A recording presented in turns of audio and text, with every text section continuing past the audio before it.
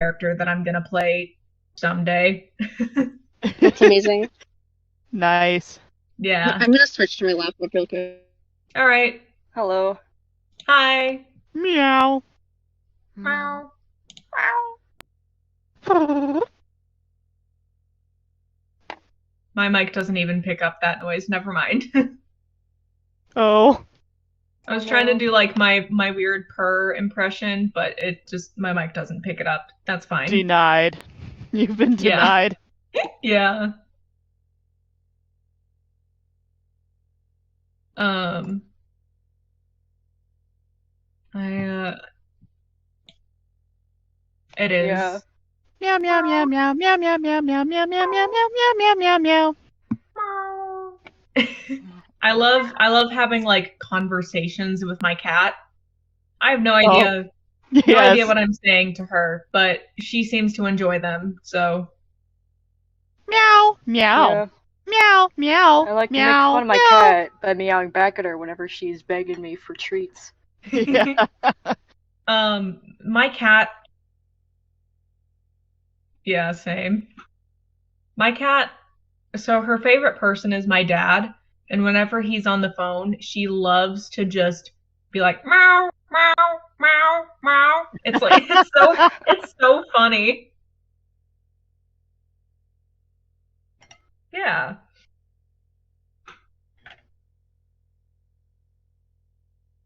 All right, so it looks like we're just waiting on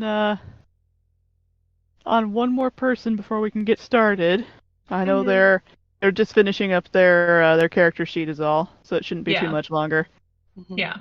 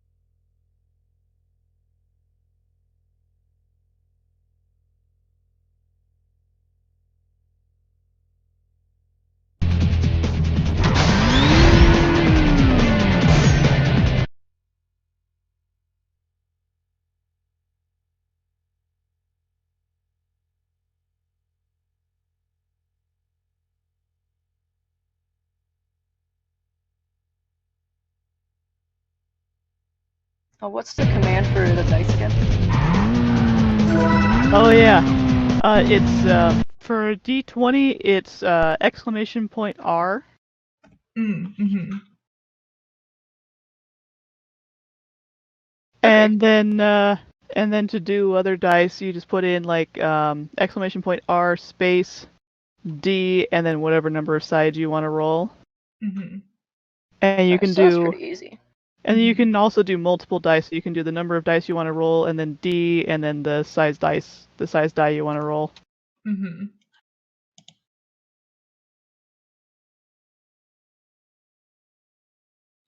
Do you add like modifiers to it? Like, I think there's a way to You just put a plus. okay, can I test that out real quick? Sure. Nope. The result is your modifier. Yep.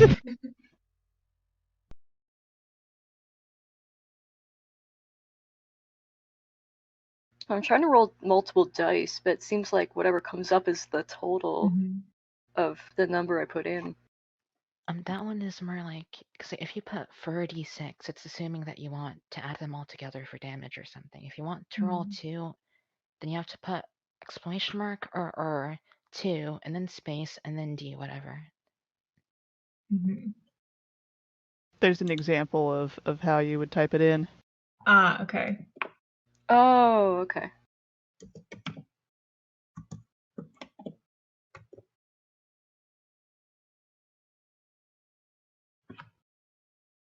Oh, okay, gotcha.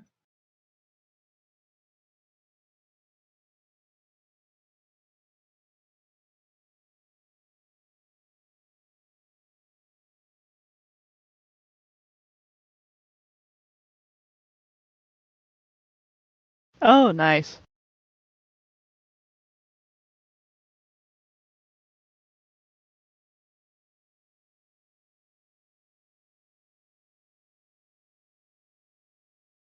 Hmm.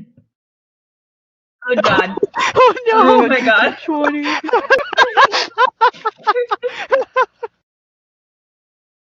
Whoops. Okay, but you just killed the boss. The quest the quest is over. Everybody go home. The boss is very dead. So I have a 300 attack bonus.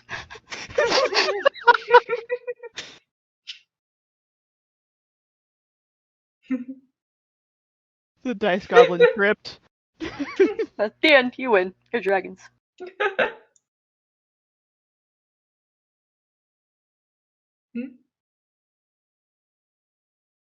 Break it. Yeah. Let's try not to break the bot before we even start. Hey, Yeah. at least you stopped at 300 and you didn't go to 3,000. Yeah. It would have taken up the whole screen. I'm going to do a silly. Oh my goodness. 20. Mm.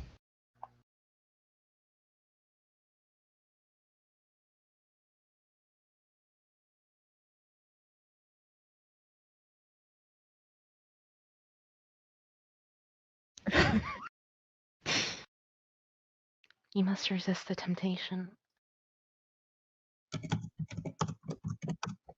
I combine different types of dice.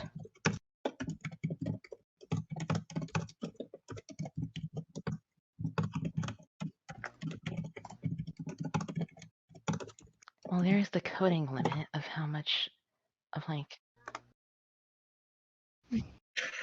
Oh my.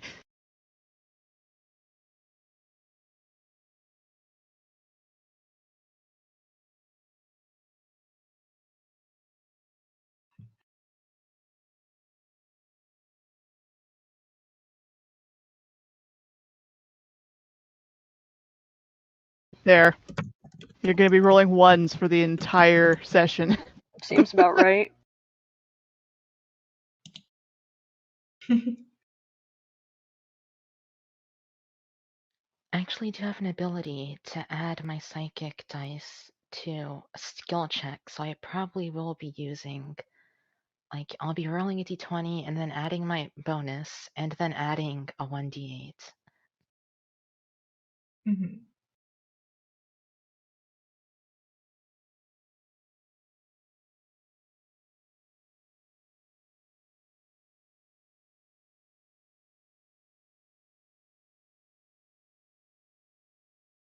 There doesn't need to be any rush. It's, you know, this isn't going to be a super combat heavy adventure anyway, so you don't have to worry about like everything being a slog because you're not familiar with the character build.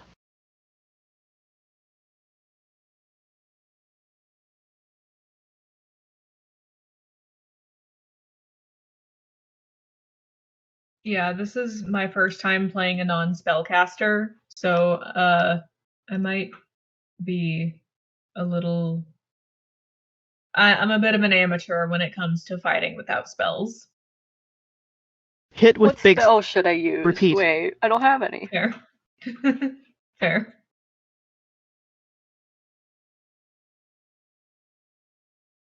So weird for there to not be a spells tab on my character sheet. Wait a minute. Where's my magics? Yeah. If I remember correctly, I think my first character I played as was a spellcaster. Yeah. DM thought that was weird. Yeah, my first character I played as was a druid, a tiefling druid to be specific. Oh my. Yeah, she she was pretty cool. I liked her a lot. I played as. Sorry, go ahead. No, it's okay.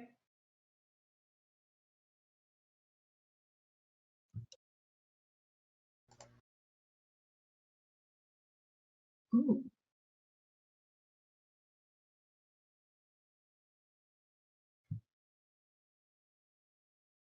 Mhm. Fair. Let's see. The characters I've played as are a UNT Pureblood Warlock, a Tiefling Cleric, an Aasimar Artificer, a Drow Druid, a Tiefling Warlock, and a Tiefling Bard. Can you tell I like Tieflings a lot? What's not to love? Yeah, I like tieflings. Yeah. UNT Purebloods are actually my favorite species to play as. I love the snakes. The snakes. Hmm. Oddly enough, this is my first time actually being a player for once in a session. Oh, nice. Ah, Nice. we have freed the forever DM. Yes. The forever DM.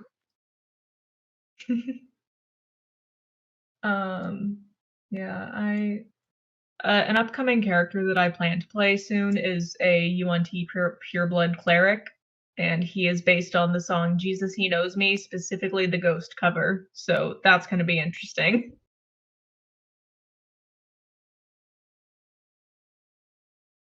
Um, it's a really good song. If you like rock music, you'd probably like it. I'm obsessed with the band Ghost. They're my favorite. Yeah, they did Mariana Cross. It is the only song I know by them. Fair. They also did Year Zero, the one that goes Belial, Behemoth, Beelzebub. Oh. You know, that one. Oh, I know the one, yeah. I'm Yeah. only familiar with that one overlaid on a video of somebody's pet rats. I'd love Oh. that.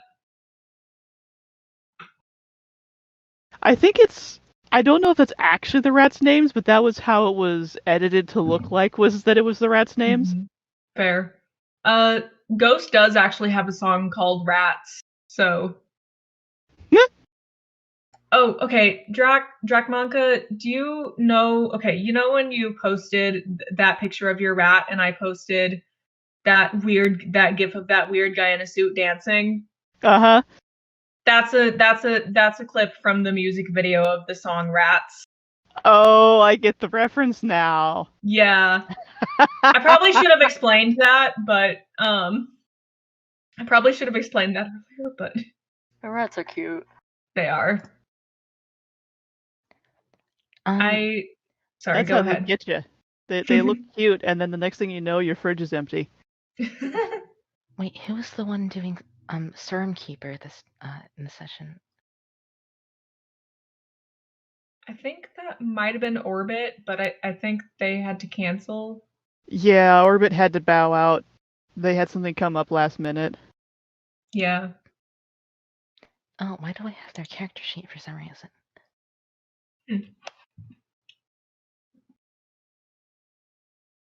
I tend to like to look at other players' character sheets just to know what character they're playing. So maybe that's why. You know I what's think- funny is Orbit never actually sent me their character sheet.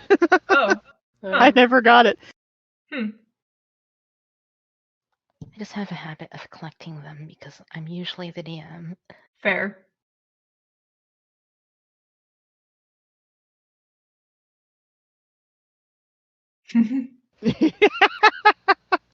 Get into Pokeball.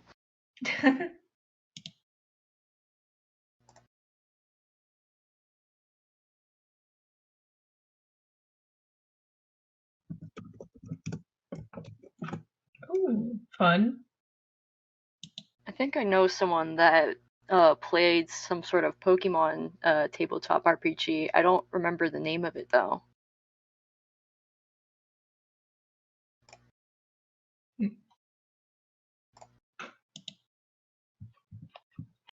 No.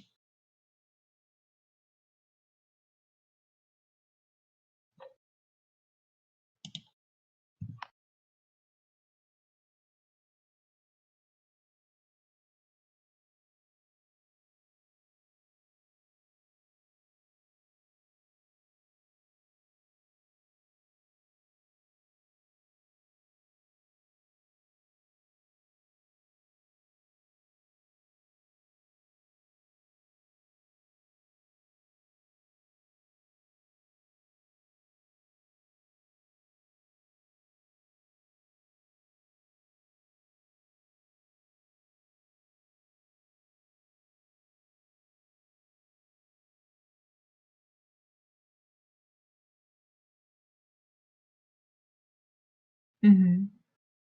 Yeah.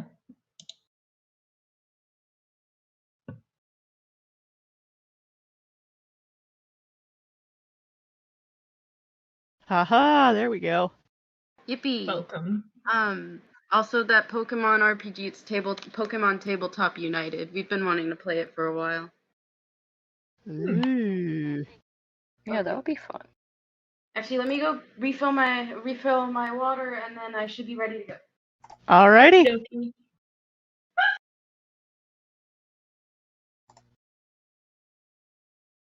Just heard I'm them cold. scream. What? I thought that was a dog. I thought it was a dog. Maybe. It's hard Cold. to tell sometimes.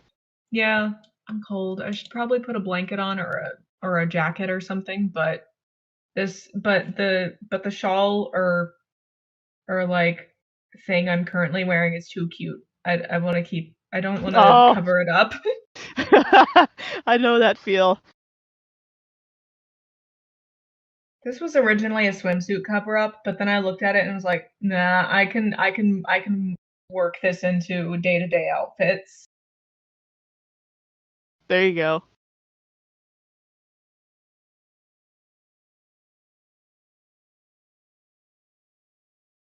True.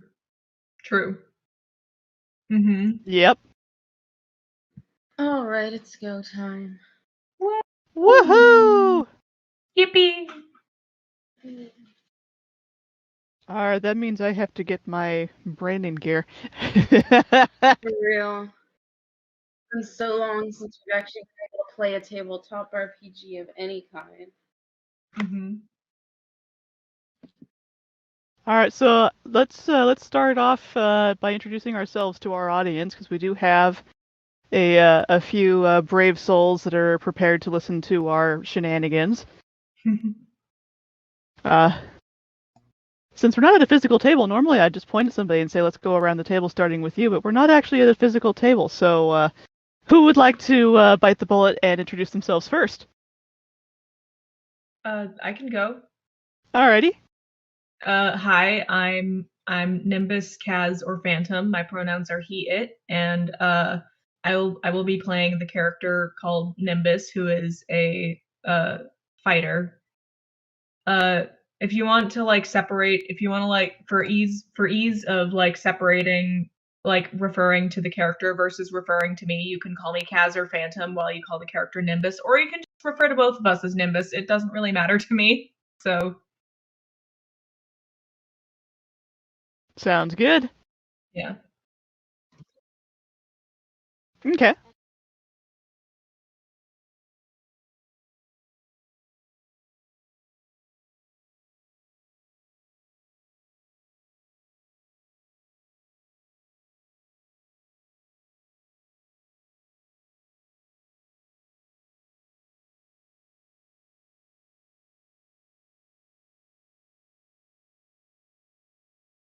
That's good. I'll go next. Hello, I'm Mars. That's also my character's name. And going to be playing a paladin. Oh yeah, and pronouns are anything except she, really. Wunderbar. I guess I'll go next. I am Val, and my character is Carrie, so not my name. And they are they're a soul knife and a kobold. Don't know what else to say. Perfectly fine. I guess I did amazing. I guess I immediately can't speak. 'Cause You're it's my good. I'm Yeah, it's chill. ego for short. Wayward Tide system. I use tells or just he they, and I'm playing an aquatic dragonborn that we kind of homebrewed out. Sea sorcerer.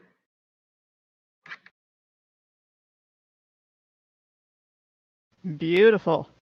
And I am Drakmanka, the derpy Draconic DM of the day, and Oh. I'll be playing everyone else in the world. I forgot my character's name is Hydra. Ah. Hydra.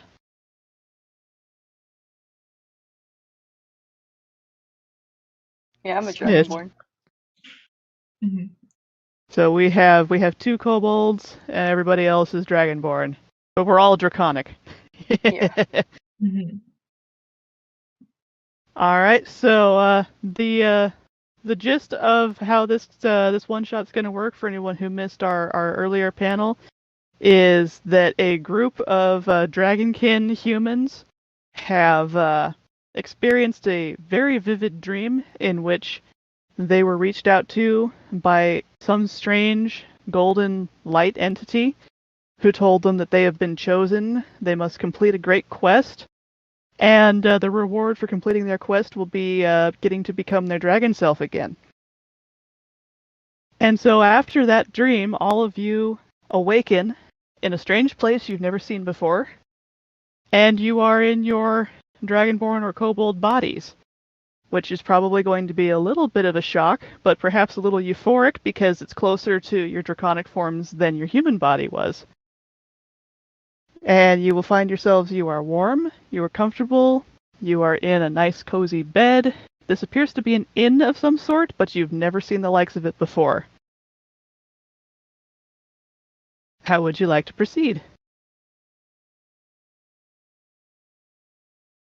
The first thing I do is I climb on the counter because I'm silly. I think I'd just I be love like it. looking at myself, like in a state of shock. Just like, I have claws?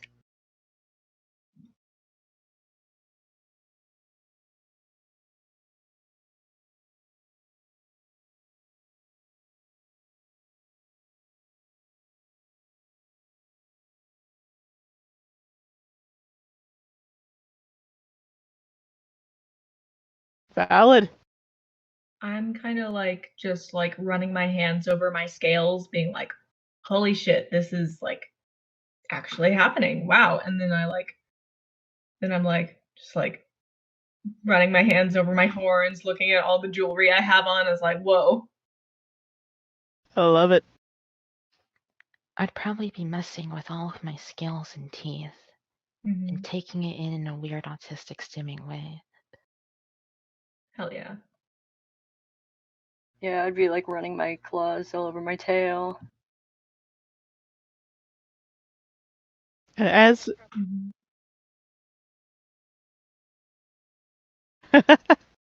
Mm-hmm. pick.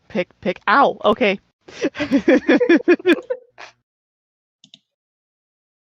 All right, and as you're exploring your draconic bodies and climbing on the countertops, a big, heavy-set, burly man walks into the room, says, "Hey, get down off the counter! What are you doing up there? Have a little decency, would you?" But oddly, he doesn't seem to be surprised by the 5 of you just seemingly spontaneously appearing in his inn. Like, he shoos you off the counter, but then it's time to lay out a nice big breakfast for everybody, and he seems to be expecting you to come and eat. I'm gonna ask him, like, do you know us? He looks you up and down, and he says, "No, but you look hungry to me, and I know what you're here for. Have some breakfast before you start." Works for me.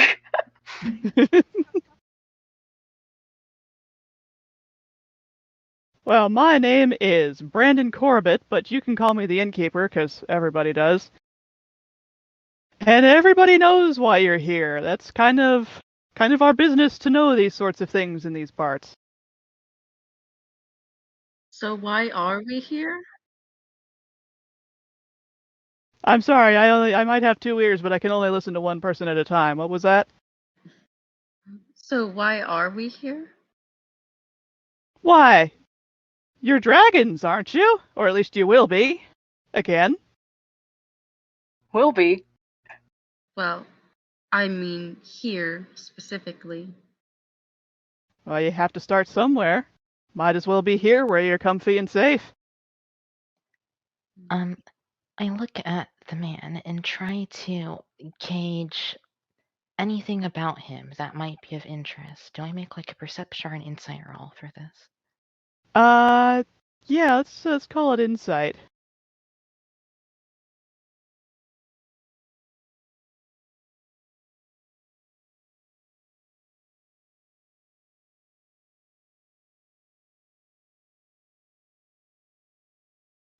Oh, He I did is not go very Oh no. he is a big, burly, friendly man offering you breakfast and seems to know something. I kind of like narrow my eyes a little, but like, okay, so are we supposed to like, okay, I'm just gonna like do what I would do instead of what my draconic self would do, which is I I'm a lot nicer in this life than I was as a dragon. So I'm gonna be I'll bring out the mean at some point just to be funny, but I'm kind of just like narrow my eyes a little and I'm like, this is interesting. How might I ask how you know about us being dragons? Well, you showed up in my inn looking like that, and not like me.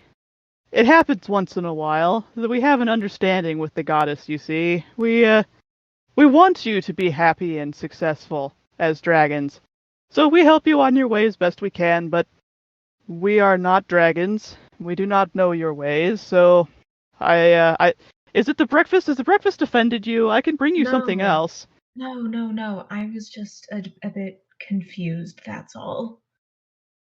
Um, it's not often that people just offer breakfast to strangers who just appear all of a sudden. Well, I mean, I suppose that is your job, but Yes, I am the innkeeper, as I said. yeah, yeah, okay, And as I said, this does happen from time to time. That the yeah, people of your kindred they just pop in, and we have an understanding with the goddess. As I said, she reaches out sometimes, and she finds dragons like yourselves that need a bit of help. And it just seems fair to me to help you out. If I was turned into a bug and I needed help being a human again, I would appreciate whatever help would be provided. Can I attempt to sneak into the back rooms while everyone is talking to the man? Like the back of the inn or whatever it's called. Sure, that sounds like a stealth check to me.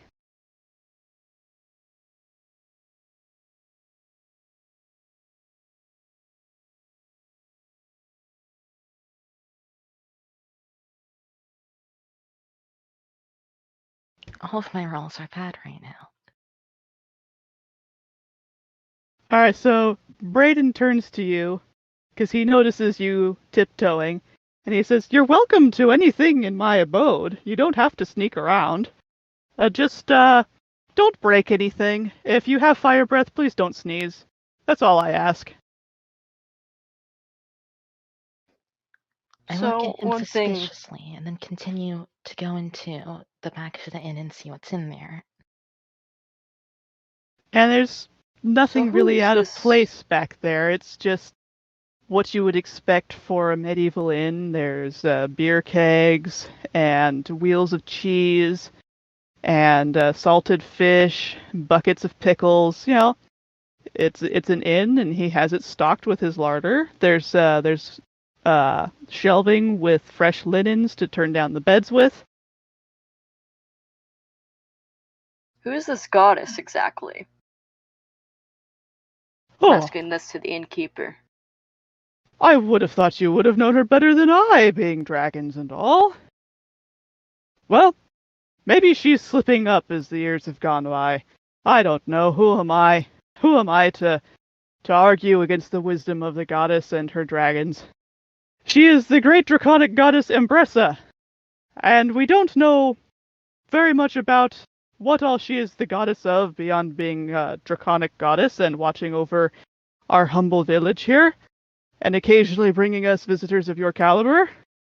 But she's a kindly goddess. She protects us from the winter storms, she ensures that we do not suffer famine, and she brings us interesting people to interact with like yourselves from time to time. So, did she give us these bodies? Well, I certainly didn't do it. I would have to assume it was her or another divine being.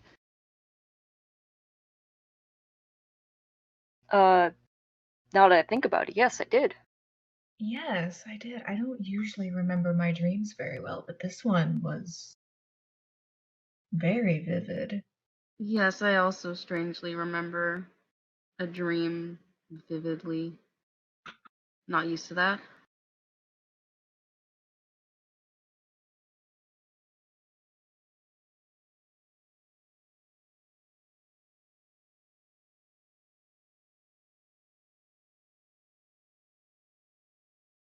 Yeah, you would remember having been human and being otherkin and all of that. Mm-hmm.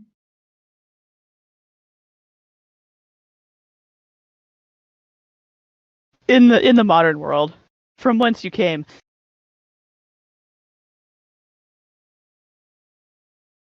Knowing each other. Sorry, one more out of character question just to clarify. Are we like established knowing each other or? Like, I had written this open-ended enough so that people, if they didn't know each other, didn't have to know each other. Okay. So it's whatever you want it to be. Okay. I kind of like, I would like to say, I'm being very cautious of my tail right now because it does in fact have a blade affixed to the end, or there's a blade growing out of it. I don't know, but um, Pointy tail. Yes, and I'm kind of just. Oh, are we gonna get a chance to describe our characters Sure. at some point? Okay. All right.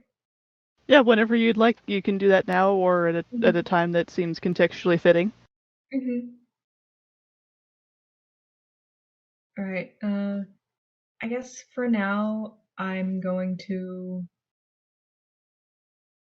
um what how tall did I make myself? I forgot. Um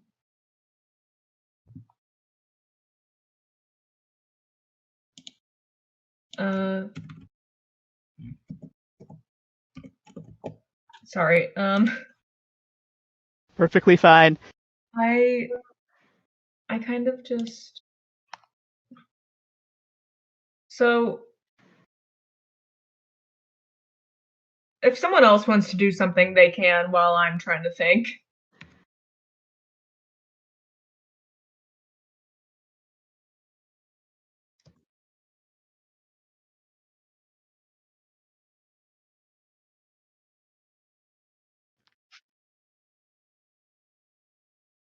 I'm I'm gonna say since you're draconic now that your senses are good enough, you're gonna be able to just tell what it is. So it's kind of a smorgasbord. There's a lot of pastries, but there's also bacon and fried eggs and what appears to be an entire prime rib that's just absolutely dripping with juices. And it all looks exquisite. Like there's nothing wrong with this food. This is the height of hospitality that's been rolled out for you. I get a plate of like just bacon. Oh, that's a very popular choice, says the innkeeper. Thank you. I think. I get myself a lot of seafood, but I also make sure to get like some prime ribs. I'm gonna get a little bit of the prime rib too, I think. And also And there's the seafood is like whole lobsters and like tilapia loin, maybe not tilapia, but fish loin and shrimp the size of your hand. I fucking love grabbed tilapia. Yeah, I'm I just gonna grabbed munch down. nothing but seafood and just a bunch of seafood. Like at least one of everything, a pile of seafood.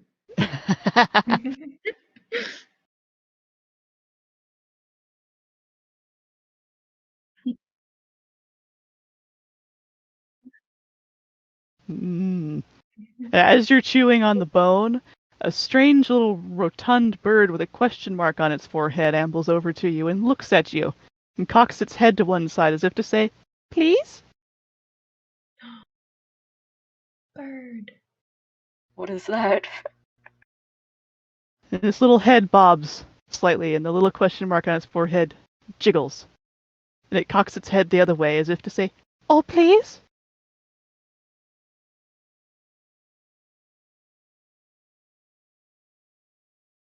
It Can I politely pecks at the bone and then takes a couple steps back and loafs itself right there. Aww. can I poke the question mark on its head? It jiggles when you touch it. The bird looks at you as if to say, "What?" Am I able I don't know what I to was expecting. Say again? It makes a little happy noise. Oh, how big is this Aw. bird? It's not super big. It would fill your whole hand, your draconic hand, if it were to sit in your palm. Oh, Aw. And little it's very, baby. very round and very fluffy. Oh, Rotund. I kind Yes. of just like once I finish my bacon, I kind of just like crouch down and like sit down by the bird and just give it gentle pats on the head. It makes more happy noises. I'm glad. And Braden turns to you and he says, "Oh, I see he's taken a liking to you.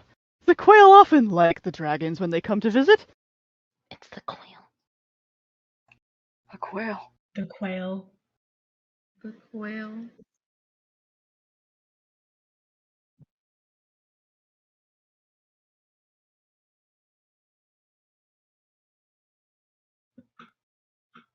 It cocks its head, looks up at you. It seems to be trying to say something, but you're not quite sure, with its cute little face, what exactly it's saying. Um, is it possible if I can spend one of my psychic dice to establish a telepathic connection to the bird? Sure, why not? Or you could do that.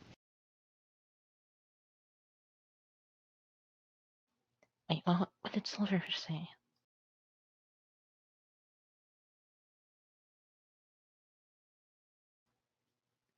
I only have 4 psychic dice. How many times can you cast that one?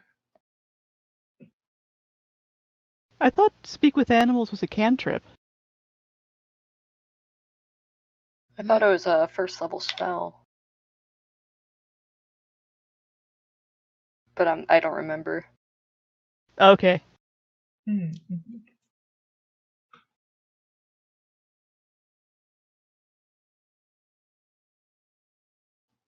I'll let you do it.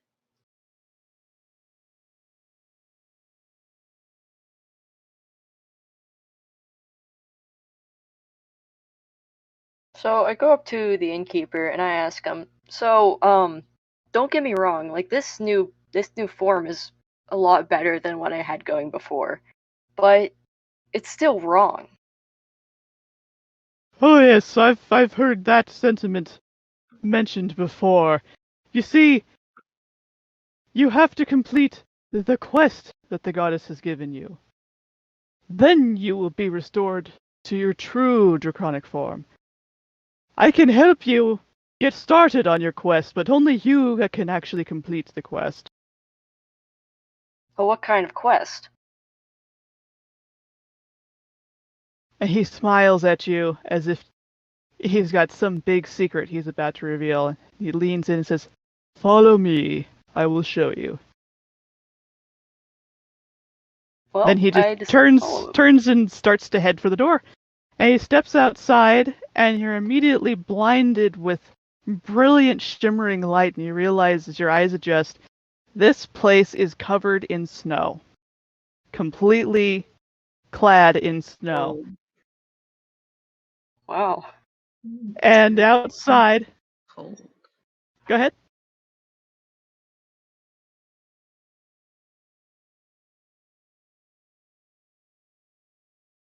Sure. As you step outside, actually, you realize that there are dozens of quail out here. And they're all very, very friendly and tame. They all start coming up to you and cooing at you. And people on the streets who are going about their business in this snowy village, they all stop and turn. And they look perplexed that all the quail have gravitated towards you guys. Oh, look at the little guys. And they all come running up to you on their little leggies, moving so fast you can hardly see them, and their little question marks bounce, bounce, bounce, bounce. I wonder, does the sacred animal of the goddess happen to be quail? Oh, no, we just have pet quail. We never eat them, of course. They're too cute for that.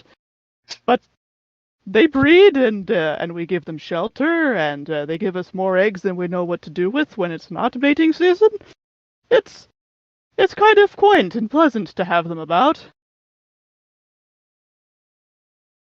But as you can see, we have our small village here, and he gestures to the distance, and there is an immense mountain that this village is sort of nestled at the foot of, that is also completely covered in snow, and it seems to glisten almost with some sort of divine energy.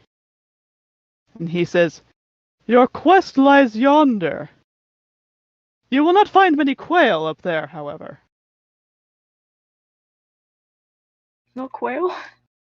Unless they choose to accompany you, which he looks around at his feet where there's probably about 20 quail gathered around you at this point. They might choose to follow you. They seem to have taken quite a liking to you.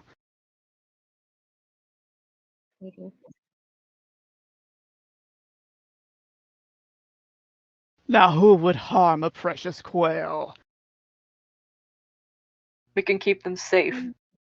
Yes. After all, it is said that there is a great lord of the void that watches over the quail. Anyone who harms the quail would invoke his wrath, surely. The Lord of the Void. However, if you protect the quail, surely you will come to no harm from him. And of course, it's possible that they will not wish to accompany you, as it is much cozier here. True.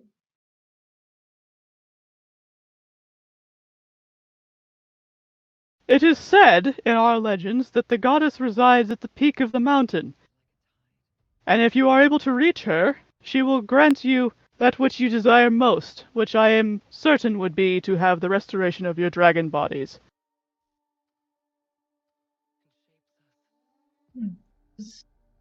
That sounds like a good challenge.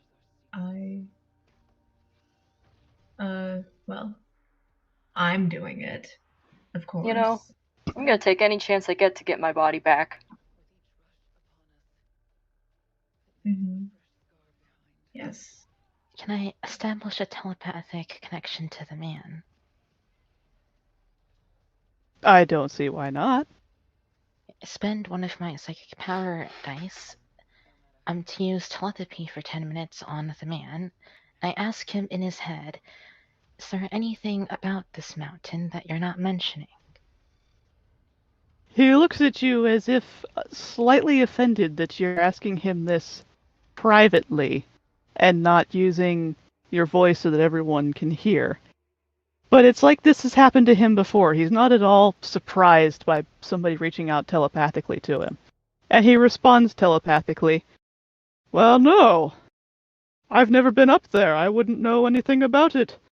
Other than that the goddess has set it as a challenge for your kind, so that she may only grant dragonhood to those who are truly deserving of it. I'm sure there will be challenges, but I couldn't tell you what they are." What is the phrase for this?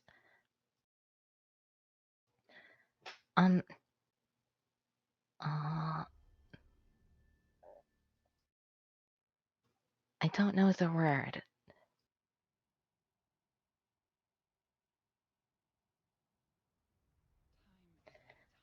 I slightly move my fingers with a hint of psychic energy in them, and I try to make an intimidation check.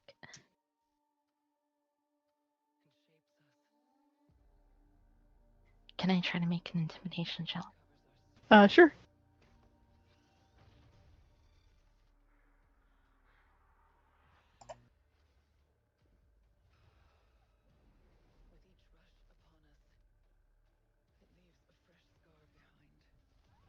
Wow, the dice do not like you today. Oh It no. doesn't like me. Little kobold does not intimidate the man.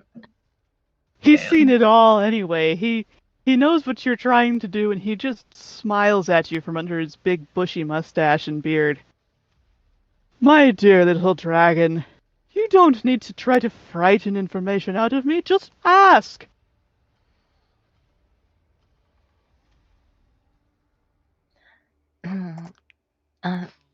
I stop.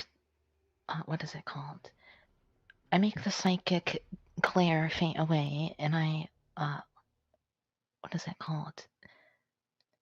I cautiously let my guard down, not intending to do anything further. There, you see? I'm not afraid of you, so you don't need to be afraid of me. I'm not trying to hide anything, although, admittedly, I am but a humble innkeeper, and I don't have all the answers I'm afraid you are seeking.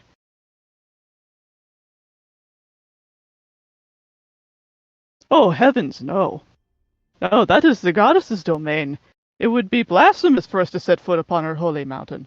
That's just for the dragons alone. Interesting.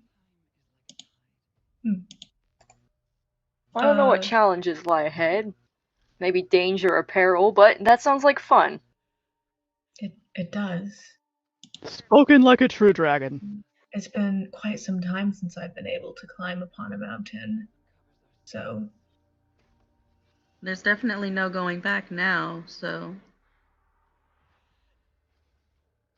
Well, what do you say we go meet this goddess? Complete her challenge. I say yes. Let's go. And if you feel you need supplies, there are several helpful villagers here who run little businesses that I'm sure they would be happy to help you out. Oh, and I almost forgot. I got so caught up in talking with you and giving you your breakfast. The goddess also had a boon for each of you. And he reaches into his apron and he pulls out a pouch of gold coins for each of you. So you can each add 20 gold coins to your inventory. Ooh. Nice. Okay. Money. So many coins. And they're brand new, like they've just been minted gold coins, so they're very shiny. Ooh. Okay. I open the pouch up and look and take one out and look at it for a moment, almost as if I want to put it in my mouth, but I decide against it and put it back in the bag. And meanwhile, Nom. I already put it in my mouth. Nimbus, did you just eat our entire supply of gold coins? No, I decided against putting it in my mouth. Because you know those things are like Pringles. Once you start on them, it's hard to stop. True. The taste of metal is really good, though. Yeah. I Nice. took a few out of the pouch and started playing around with them. You know, you like jingle coins around. Yeah. I am certain they will serve you well in whatever capacity you choose to use them. The goddess always gives these to her travelers.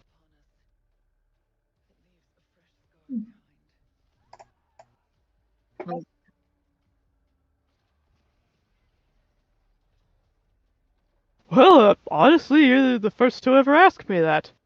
It's usually they're pretty quick to go off, and sometimes they try to burn the village down, admittedly. But they're usually quite self-assured. Somewhat refreshing to be asked such a question. I would like to say that I pointedly look away when he mentions burning the village down. Not that I want to do it. Not that I want to do that, because these seem like lovely people. But, and also the quail. The quail. We can't hurt the quail. I'm not You even burn the capable village of burning down, where are the anything. quail gonna hide? I know. They need their So, shelter. yeah. I'm just imagining a bunch of quail like just climbing up on my tail and horns and snout. It's very funny. Quail armor. No one would hurt you. But, well, usually the first place they go once they realize he's there is to go visit Amherst, and he is our local blacksmith. He can make you armor if you think you need it in addition to your lovely scales. He can give you weapons. He can give you some advice on how to use them if you're a little rusty. I know I would be after spending time in Lotus myself. There is also Aaron. He is an elf and a bit stuck up, but he's a good sort overall. He runs our general store. I get most of my wares from him. He might have something that you might find useful. And then I suppose, not that I think they would be of any help to you, but they are your kindred, being kobolds and all. There's the Mario brothers. They run a carpentry shop. They might be in town, then again, they might be out collecting wood for the next project. It's hard to say. Can I ask real quick? So, I used D&D Beyond to build my character sheet. Do we have starting equipment like it gives you there? Yeah, you can have starting equipment, and then if you wanted to customize it or add to it, then you could visit these NPCs. Okay, thank you. Yeah, I don't see the need to add anything to my starting equipment. Mm-hmm.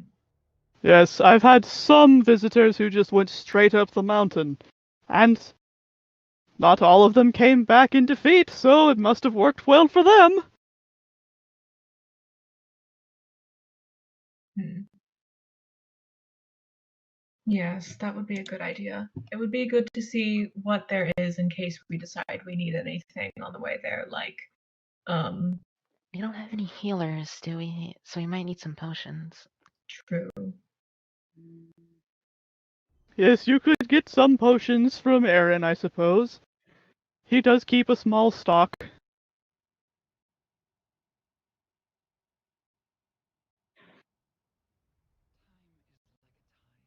And he points down the street. The general store is just over yonder. Mind the frozen mud holes, though. Of course, you can't see any frozen mud holes because they're all buried under the snow. Oh. Mm-hmm. Could I take this, as we're walking there, could I take this moment to describe my character? Sure. Yeah, if Okay. anybody wants to do that. So, Nimbus is a very tall dragonborn with white, about 7 feet tall, with white scales and black stripes. His horns curve backwards, and his horns curve back and are like not. His horns are a little curved and gray, and he has gray spines going down his back, and his eyes are this shade of gold with brown slitted pupils. He has several scars and wears a lot of jewelry, and uh and he he's an older dragon, about 40-45 in dragon years. So yeah. He's a dragon of glam, then. Hmm? He's a glamorous dragon. He's got lots of Yes, bling. very much. He wears much jewelry, including a necklace that looks like it has a bunch of teeth, claws, and bones on it. I like it. So, thank you. Does anybody else want to describe their character before we go to the general store?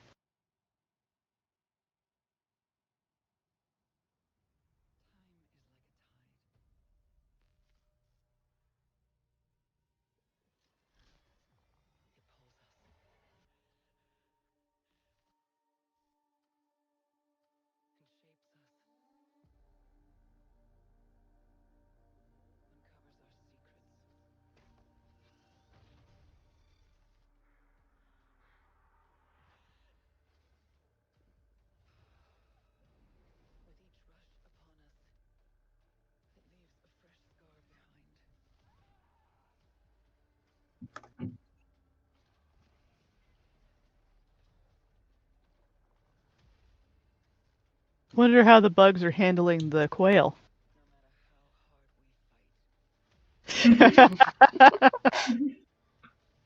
Wait, yours is 5 feet tall. I make my kobold 2 feet 4 inches.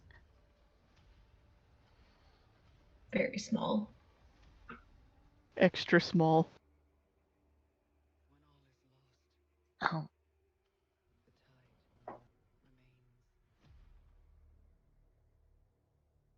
Alright, I guess I'll describe my character. I'm really tall, around like 7 feet or so, and my scales are like a dark green color with like teal streaks. And I have at the end of my tail there's like a huge like fin. Nice. I'm imagining it sweeping through the snow and leaving drifts behind. Yes. Oh, I'll post a picture of my Draconic self for reference if you want to just picture this as like the anthropomorphized dragonborn version. Let me see if I can find the pictures. Always the tricky part. Now, where in my library did that wind up? Yeah.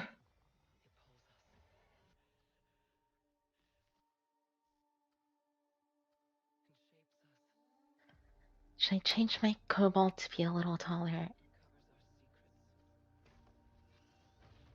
Yeah. Small. Small has its uses. Mhm. Yeah, this is like me. So, I've seen those references of you before. Oh yeah. yeah. I think Very I saw shiny. this like before, and you said you made it in a game, right? Yes, I did.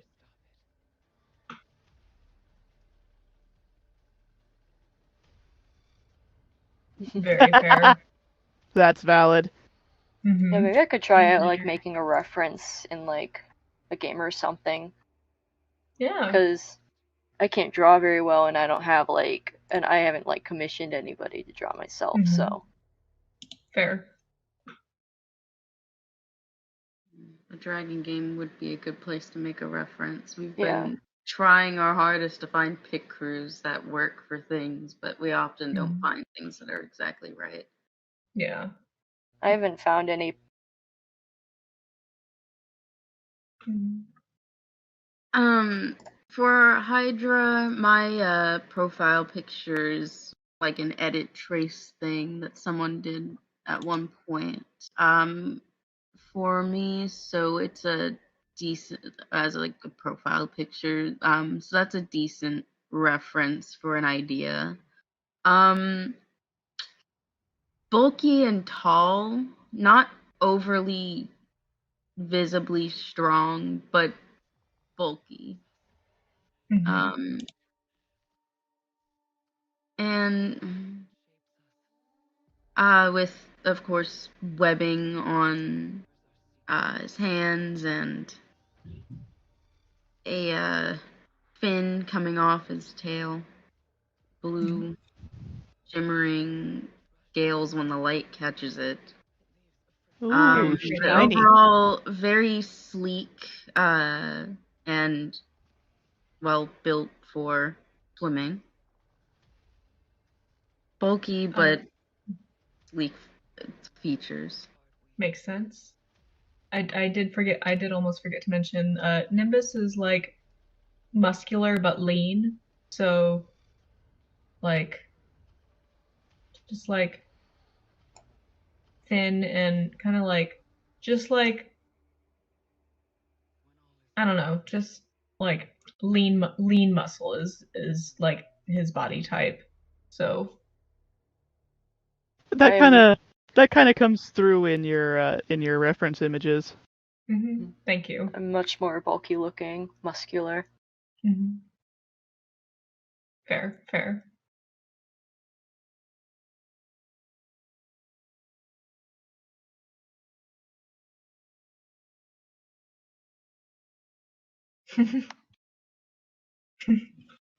I like it. Better hope it doesn't Thanks. do that in the middle of combat. Yeah.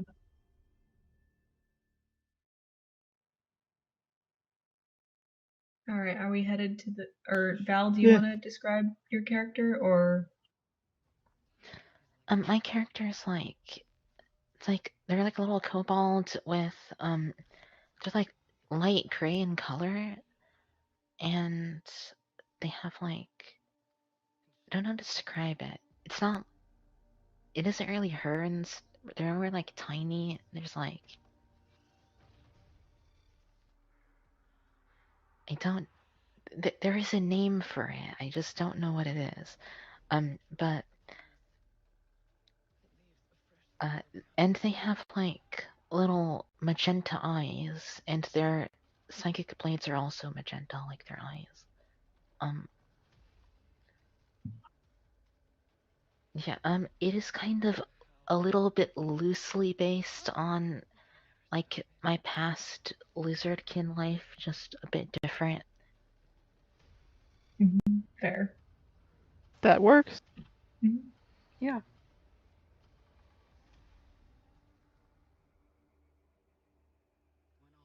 Alright, so we'll say that as you were traipsing through the snow and perhaps falling into a frozen over mud puddle towards the general store, you were all kind of admiring one another and wondering, I wonder what they'll look like when they're returned to their full dragon body.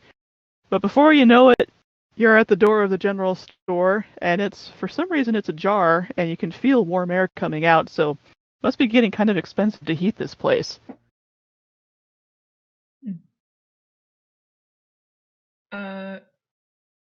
I kind of open the door a little more and poke my nose in to get a look at things.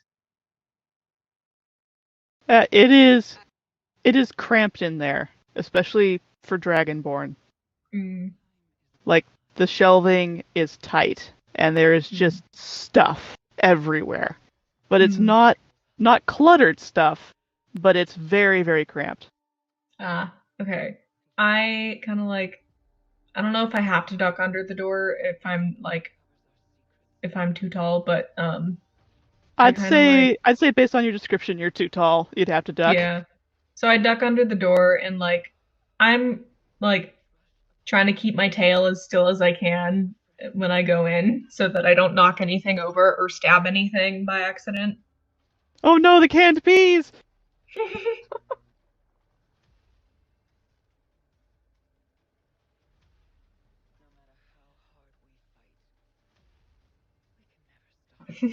Fair.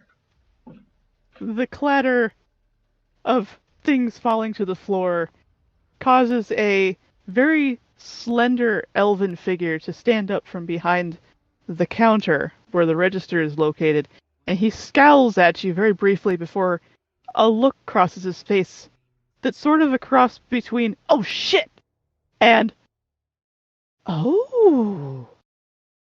And then he schools it into a classic retail smile. And he says, why, hello there! Welcome to my general store. Please don't mind the mess. I'll tidy that up. Don't worry about it. What can I help you with today?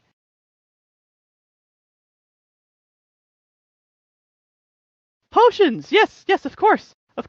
Let me get those from the back. I keep them where they couldn't possibly be knocked over by children and such. And he very, very, very briefly loses his retail smile, and you can tell he's a little miffed about the mess.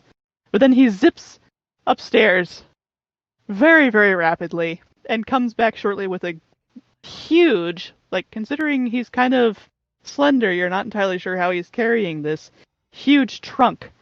And he plops it down onto the counter and lifts the lid. Here we are, the finest potions within the mountain range.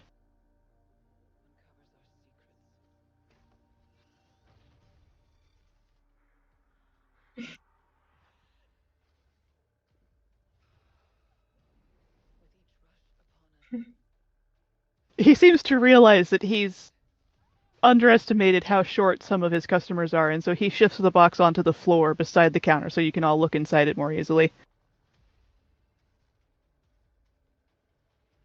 All right. It looks like most of them are actually healing potions. They all have nice little labels in clear handwritten print that Most of them say health and some sort of scrawl in what you have to assume is Elvish, but unfortunately, it's very scrawled, and so it's hard to tell exactly what it says, but it appears that there are different tiers of healing potions for the most part. Is there anything in there other than healing potions? Yes. Somewhere at the bottom, like nobody ever digs that far, are some magic restoration potions. Ooh. But Are that they- appears to be the only two things in there is health and magic. Well, I'll certainly want some of the magic restoration. What does that do, like spell slots? Yeah, they would restore your spell slots. At least you assume that's what they do because, again, though it says Magica on it, the Elvish part is so badly scrawled you're not entirely sure what it says. She says magic on it. Yes. Definitely want a couple of those. How much is the magic restoration potion? Yeah. Well, how many would you like? I could make you a deal. Probably only need at least one. One each, or just one total? Well, I'd probably get myself one, but I don't know about everybody else. I was not magic thinking user, about so. doing- Wait, are you? Am I the only non-magic user?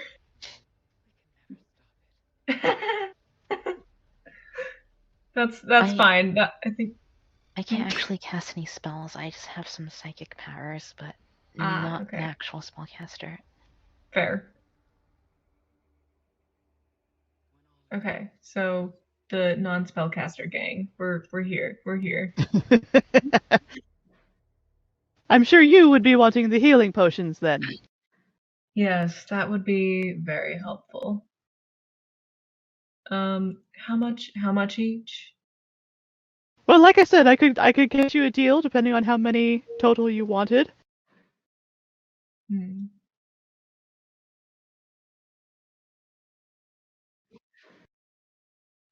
Do you think 5 would be sufficient? Yeah, I think so. Yeah, one for each of us. So 5 healing potions, and how many magic potions? He starts pulling out potions, and he seems to be able to read the labels just fine.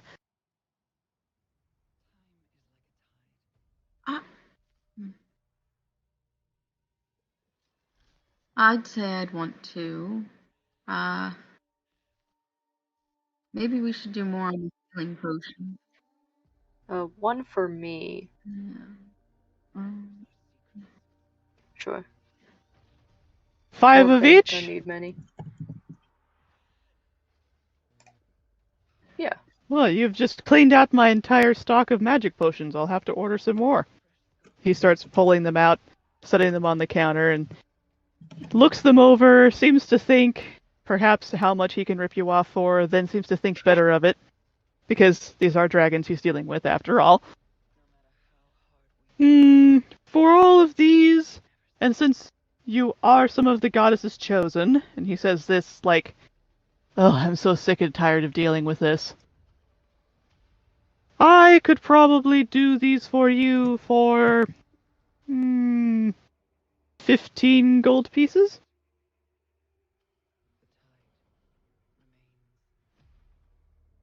Okay, we I can. suppose with all of our money pooled together, it would be fair. So. Yeah. Yeah. Yes, that sounds good. He opens up the till and counts the 15 gold pieces into it. He gets a very Mr. Krabs-esque look on his face for just a moment.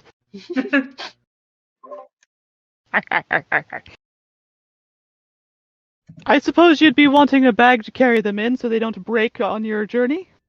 Okay, are they regular potions of healing or greater? Are they regular potions of healing? Yes. Okay. Does that mean you don't want a bag? No, I was asking that out of character. Oh, sorry. No, it's okay. No, a bag would be nice, I suppose. Yeah. And he nods to you, and he takes out a big old burlap sack. And then he takes out a stack of sheets of burlap, and he starts to carefully wrap each potion in burlap, and then tucks it into the bag, and then hands you the full bag that's been pulled closed with drawstrings. There you are, and you notice it has the name of his general store on the bag. It's like a Trader Joe's bag. Yes, Costco except bag. for instead of Trader Joe's, it says Trader Aaron. Yep, and it's Trader True. Joe's.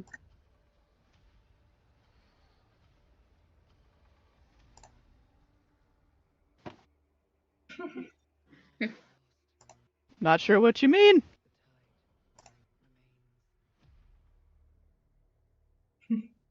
Um,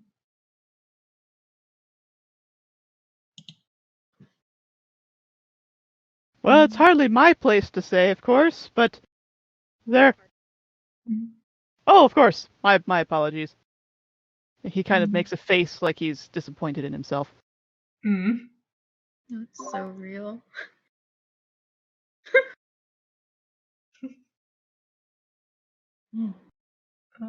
I think I have all I need. So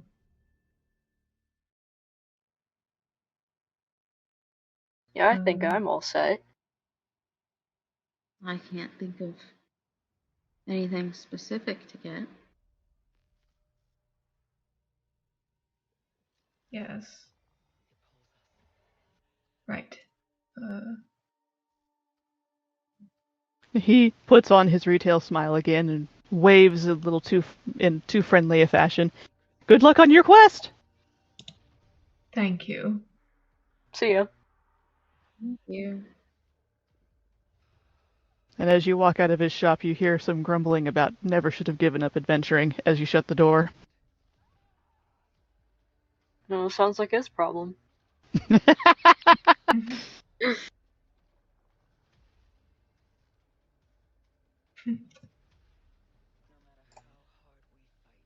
Yes. As you okay, Lunath. Well, I'm sure we'll be Bye. fine. Bye. Bye. As you step out, you can tell that the village is kind of set up sort of like an old frontier American village or town, where the road just kind of runs straight through it, and one direction heads down the mountain and out into a pine forest, and the other side runs up towards the mountain and appears to very quickly stop being a nice, well-paved cobblestone trail and becomes just a dirt road. Not very many people go that way.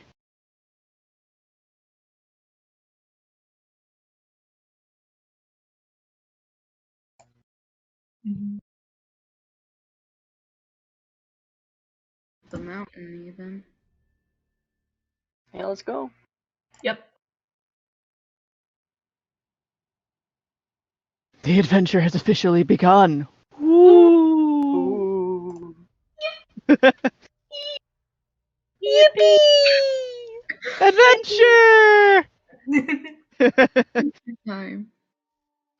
Alright, so as you travel, the trail rapidly becomes steeper and steeper and steeper, and also it keeps deteriorating. It starts out as at least a beaten path that, obviously maybe hunters come this way, and so there's a trail, but soon enough you leave that behind, and there's what's obviously intended to be a road, because there's places where it's been carved into the rock to make it easier to traverse.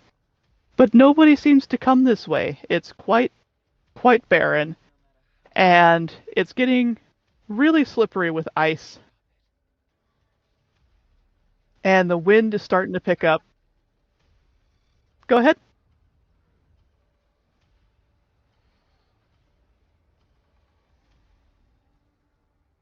As a dragon should. Mm-hmm. And the wind is getting heavier and heavier, and it's harder and harder to hear even each other speaking. And at this point, I'd like everybody to make a perception check, please. Okay. Alright. Okay. My first roll of the session. Please don't be horrible. How do you do roll for me?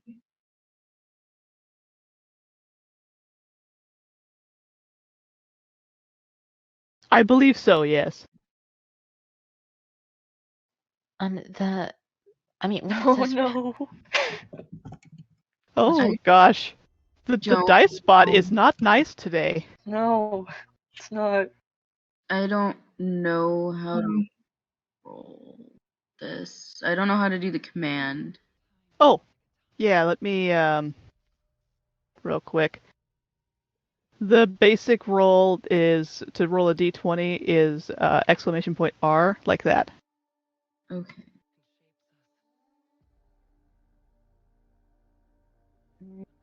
I don't have anything in on the bot, so I don't have any. You said it's perception? Yes.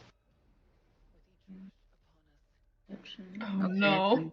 Oh, no. No. This bot is mean. Mhm. At least it was I perception don't and not even add something. anything. We need Oh, a new bot. Mhm. My wisdom Every time I mod get is a bad zero. roll in D&D, I switch dice. to the Fair. dice jail for Yeah. you. Bot. I'm gonna Mhm. use the bot. Alright, so we just need a perception roll from Val.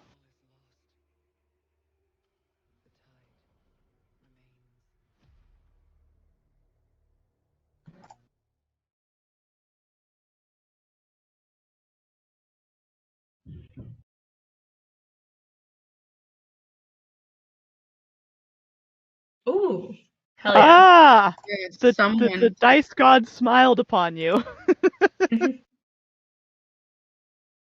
Okay, so Ego, you can't tell that there's anything but the wind blowing, and it's cold, and the path is mean, and where the hell did that quail go? I want to snuggle it. That's about all you're aware of. Sorry, I'm a Mars? little bit busy, but if I Yes. get high on the perception check, just know I don't tell anyone because I'm evil.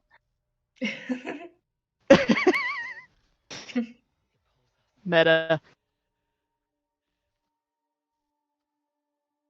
Mars, you don't really do much better. The wind feels kind of like the howling is creepy, but you're not sure if that's just because everything about this path feels oppressive, or if there's actually something creepy going on. You just can't tell. Silverfish, about the same. You just you get this creepy vibe, but you're not sure if it's just in your head or if there's actually something going on. Nimbus and Val, you can tell that there's something creepy going on, but you're not quite sure exactly what. But Val, you see movement through the wind and the snow that is being blown around. There's something out there, somewhere off the trail on this mountain with you. Hey guys, you should go over there. I think it's safer there. Can I Oh, roll for no. deception? I chose my deception skill for this. Yeah, Roll let's insight. do a roll for Val, roll for deception, everybody else roll for insight. We'll do an opposed roll on this. Okay, my insight gets a +2. Oh, are you? Okay, 12 isn't bad.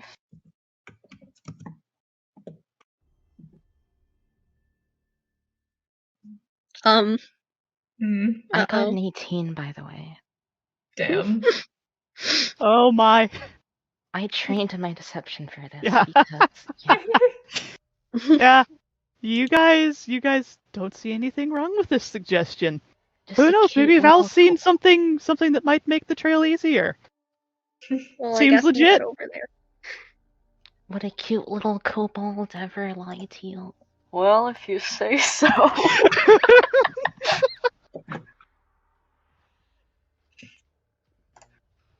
All right, I'm going to like go over there and check it out.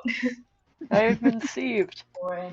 I am crawling behind the larger dragons to block the wind, but I'm going over there too. I'm headed right over there to check things out. Nah. Just All right, I would like everyone to roll for initiative, please. Oh no. boy. it's that time. Insert Pokemon battle music.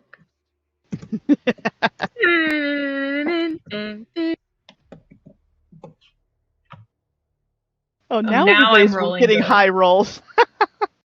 Are you? Not- Can you just put in to add to your roll whatever you need to put in, or can you not do that with the command?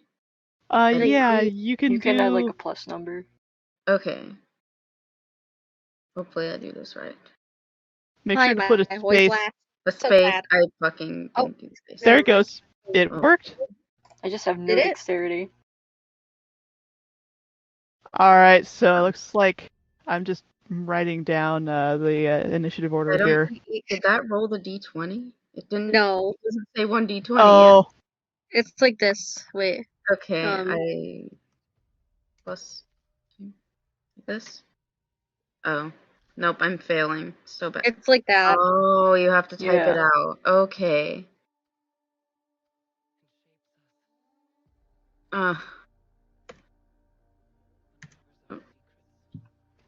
Yay. All right, there you go. there you go.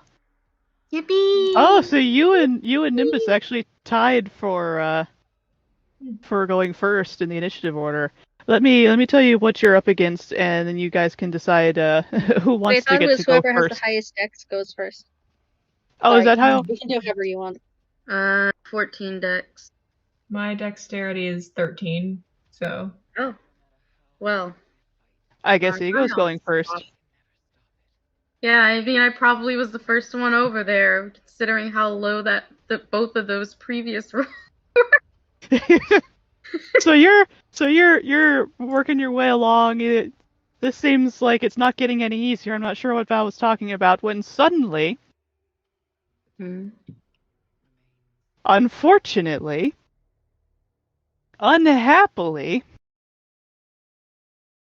a group of jackal wares are suddenly all around you, and they're snarling, and they're hissing, and they're bristling, and they look pissed.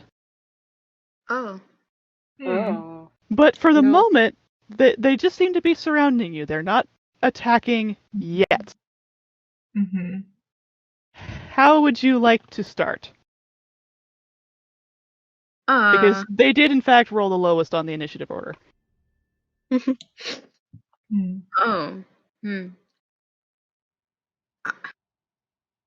I'm going to just start backing the way I came, unless there's something behind me. They have surrounded you. Oh no. You bump into a jackal ware. Hi.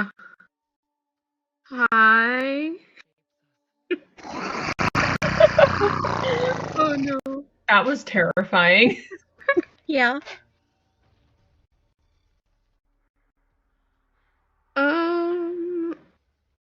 Go on, fight them. Am I the only one that's surrounded at the moment?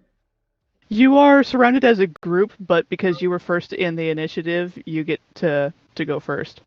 To go first. Being surrounded is not good. Okay. Um.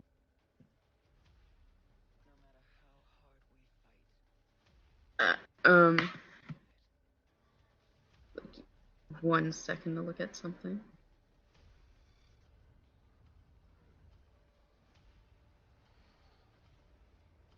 I'm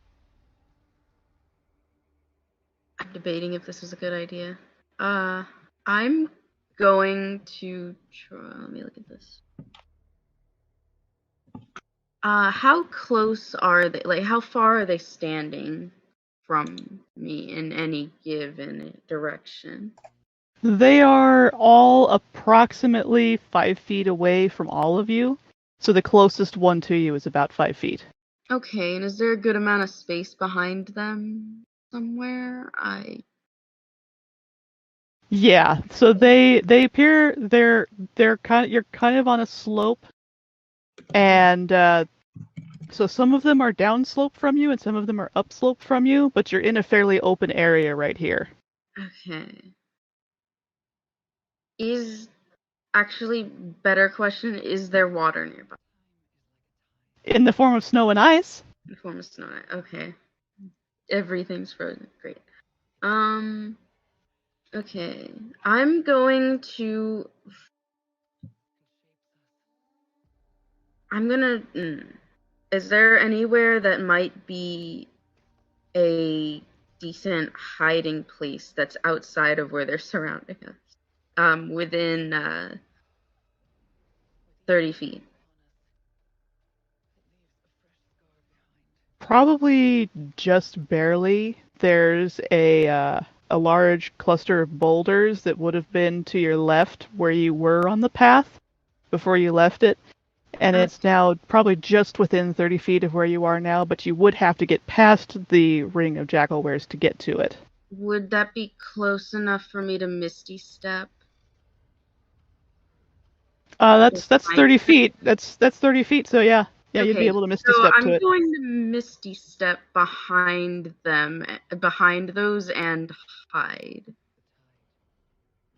Okay.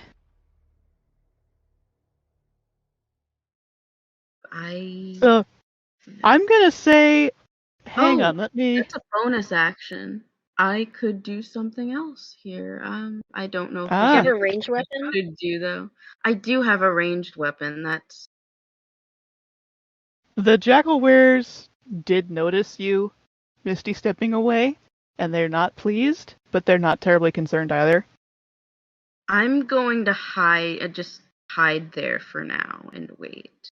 I'm gonna hold my action. I believe that does something for me. I'm gonna look up that rule. I can't remember off the top what holding your action does. Besides holding your action. They do not know. You are successfully hidden, though. They do not know where you've gone. I'm sure your friends aren't thrilled, though. Hey, I'm better at range. Okay, so Nimbus, it's now your turn. You're surrounded by jackalwares. Your friend just disappeared into thin air. So I kind of just hiss a little bit and then okay, question. So since this is kind of like homebrewed, is the breath weapon, is that something that can only be used once per short rest, or is that something we can use like more than that? That would depend on how you feel it would work with your kin type, honestly. Okay, because for me, If your kin type can do it just whenever they want, then I would say forget the short rest.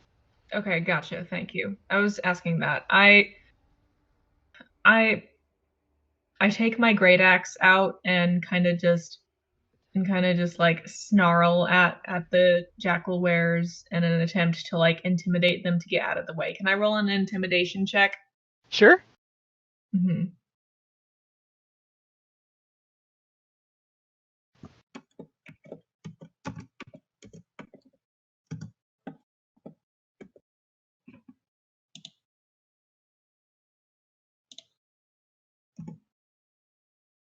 God damn it. They are not intimidated by that, and they hiss back at you. Okay. So, can I, like, attack then? Sure. How do you want to attack? I would like to take my great axe and just swing it in, like, an arc to try and like, do a sweeping type attack. Because they're, like, surrounding us in a circle, right? Yes. And my weapon has a reach of about 5 feet, so Aha. Yeah. So, um, yeah. So I guess I just do that. And what's the? Oh yeah, I need to roll to hit, of course. Sorry, can you? What were you saying? Oh well, you should roll to hit before I ask. Okay. Otherwise, it doesn't matter if you don't hit. Mm-hmm. Okay. Mm-hmm. Do you need to roll for each one or just once? Um. Ooh, nice. Okay, that Okay. is a definite hit. How many? Okay, how many? If you're How doing many do you think?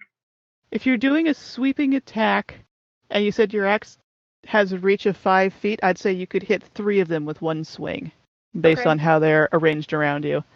Okay. Do I need to roll 3 times? No, go ahead and just roll me damage. Okay. Okay. Guess my hit. Yeah, I couldn't find on your 1d sheet, plus probably 8. because I'm blind, where your weapon damage was Should at. be.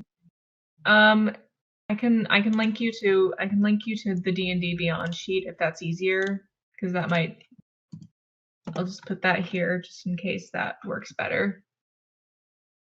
Okay, so my hit DC is +5 and my damage is 1d12 plus 3, so I just add 8 to that roll, I'm assuming.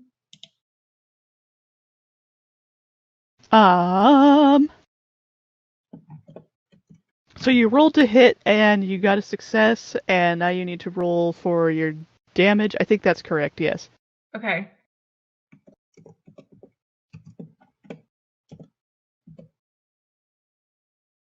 Okay, not bad. So I rolled a 12. Alright, so you have just severely wounded 3 jackalwares and pissed off the rest something fierce. Fuck. How many are there? There are 10 total. Fuck. I'm sorry.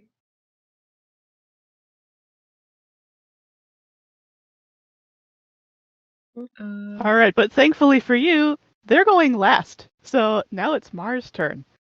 Alright. Sorry, I was in a not very good conversation with someone. Oh. Are you okay? I'm alright. Yeah, well, it's over now. Sorry. Going back to this, there's 10 of them, right? Wait, who was this? Oh, wait, we don't have a sorcerer, do we? Oh, no. Does anybody here have AoE spells? AoE spells? Area of attack. Area Or of area of effect. Area of effect. I don't think we do, but I don't think so. I think we're doing all right. Maybe. Right, well, we're going to have to pick Maybe. 10 of them off one by one.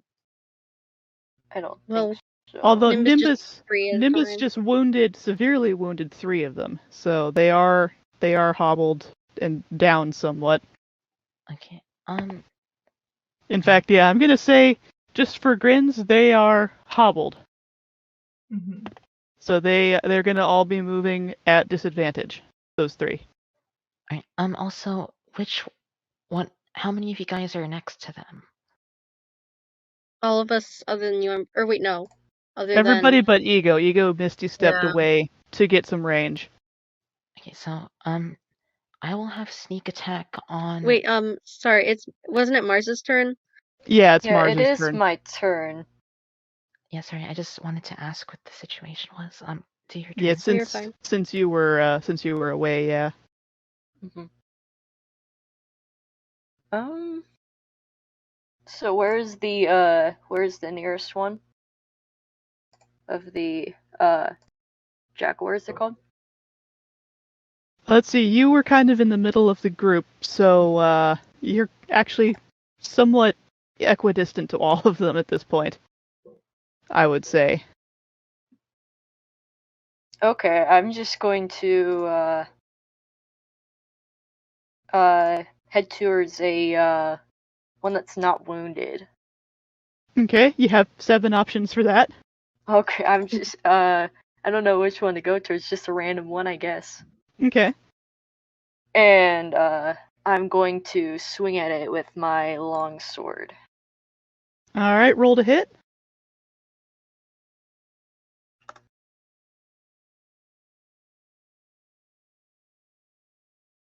Oh my god. You swing, but you're so nervous that you wind up missing completely, and the jackal just sort of looks at you and goes, Cool, I'm just gonna at this rate I should just bury my head in the snow. Don't do that. If you're prone, I won't get advantage. Okay. Okay, fine. I'll keep going. Guess we'll have to wait till next time. What? And now it is Val's turn. Alright, so, which 2 are the ones with the lowest health?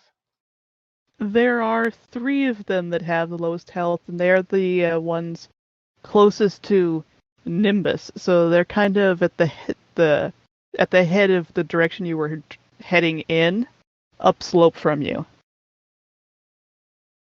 Oh no, better question. Wait, what is the max health of just one of them?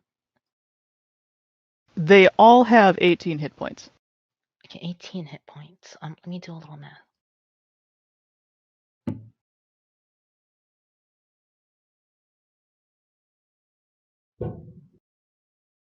Sorry if my mic is picking up fireworks.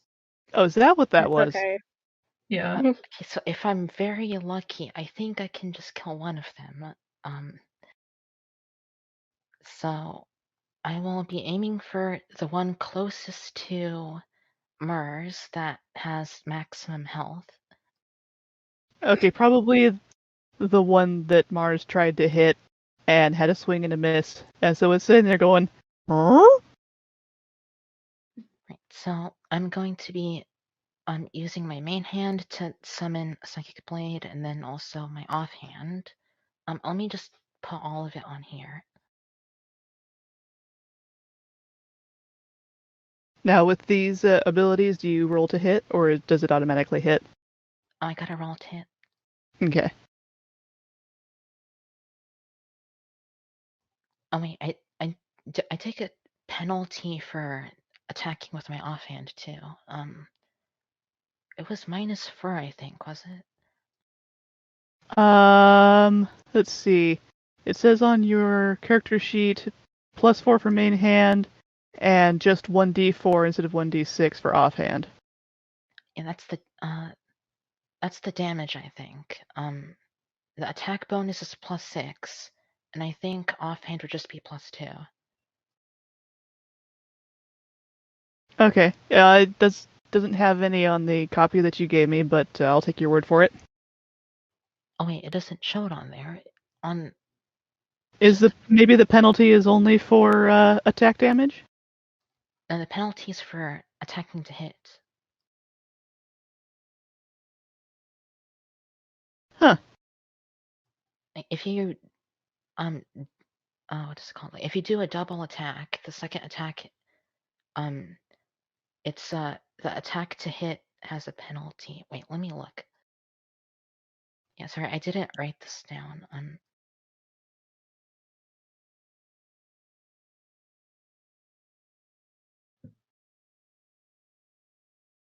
Yeah, and this is not a class I'm super familiar with, so I don't have any of my own knowledge to pull from. Oh, this is just this counts as 2-weapon fighting.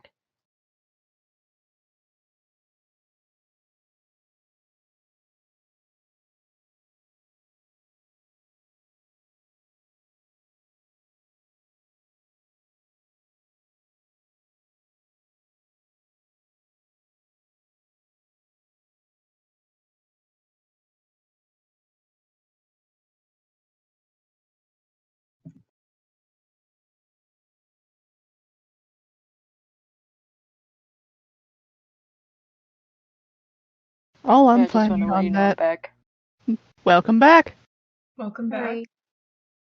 All I'm finding here is that attacking with your offhand is a bonus action. I don't see anything about a penalty for using your offhand. Doesn't have a penalty.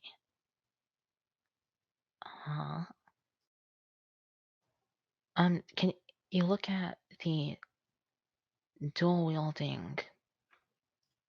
I'm seeing multiple answers, so I'm getting confused. Well, let's just go with so that we don't get bogged down in the weeds. Let's just call it a bonus action with no penalty. I googled Alright. it, and according to what I'm getting, there isn't an attack penalty on an offhand attack in 5e. There isn't one. Huh.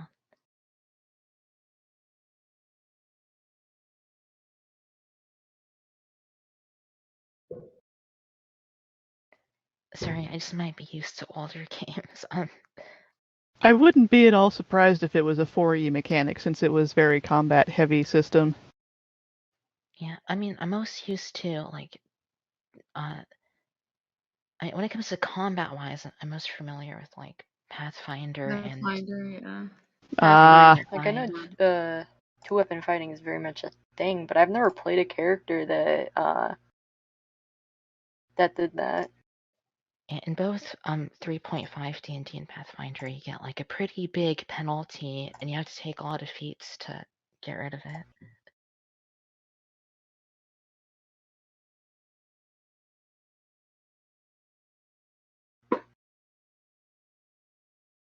My You brain can take is. a bonus action for an attack with your offhand weapon.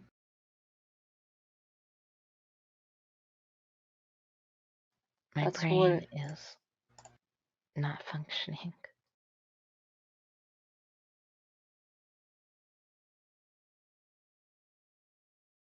I feel like the two-weapon fighting bonus action part is more referring to being your secondary weapon. Like the other one. that would make sense.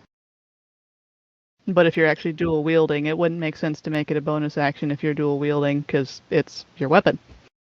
Oh no, it is a bonus action when you're dual wielding.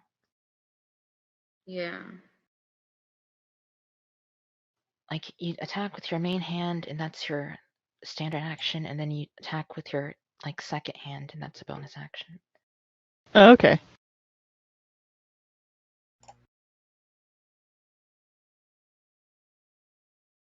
Oh, what class is your character? They're a soul knife. Okay. So I don't actually have daggers in my hand, but I kind of just summon them. But it works the same way as just dual wielding 2 daggers. Save space in your inventory. Right, so should I just roll the d20 twice and add the +6 bonus for each of them? Sure, let's go with that. If there is no penalty. Oh, that doesn't look right. No, that's the bot did No. something. Okay, that's not bad. There we go. Oh, I forgot Okay, to so you're. add 6 to it. Oh,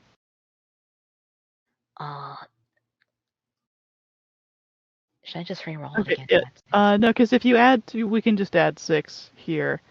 So both actually hit. I So go suppose ahead I'll and roll me damage for both.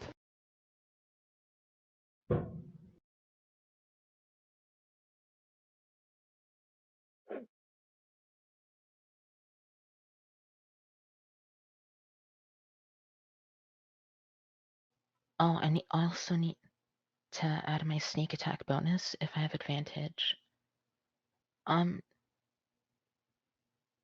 It should count as advantage if Mars is next to it. And I'm gonna say that you should have advantage because he's busy being confused by, as far as he can tell, what should have been an attack that missed, and he's confused that it missed. You're welcome for distracting him.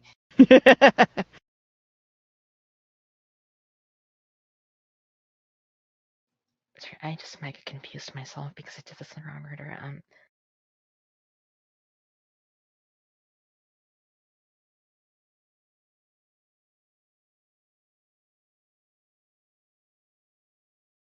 Okay, so that is on my first attack, my damage. Okay, so that's the first blade.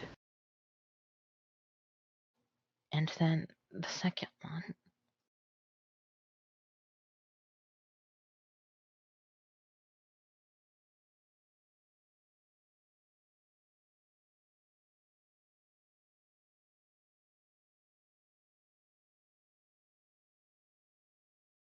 Oh, he's dead.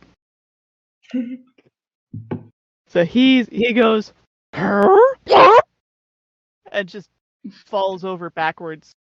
Still has the confused look on his face. And the two jackalwares that are closest that saw this happen, their eyes narrow and they look at you, Val, like, how dare you? Oh no.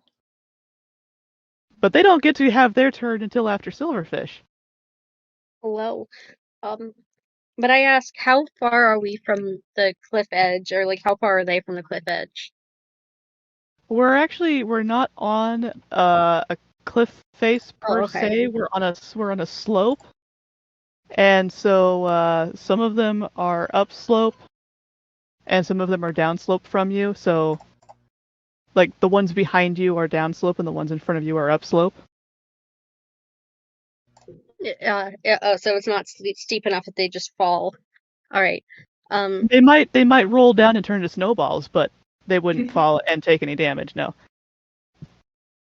But making them a All snowball. right. Well, I'm make going them... to take my walking stick, which is a quarterstaff, and Okay. whack one of them right on the head with it. So. All right. Roll to hit. Mm-hmm. Smack it with your shillelagh. Did that not work? The exclamation point goes before the R. Oh, right. Oops. I was like, Bot, wake up. Where are you? Poke, poke. Come on, do something. I guess I need to send a new message. Sorry. No worries. Ooh, nice. Alright, that definitely hits, so go ahead and roll damage. All right.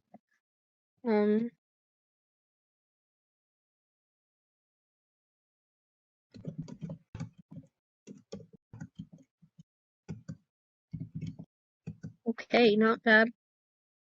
Alright.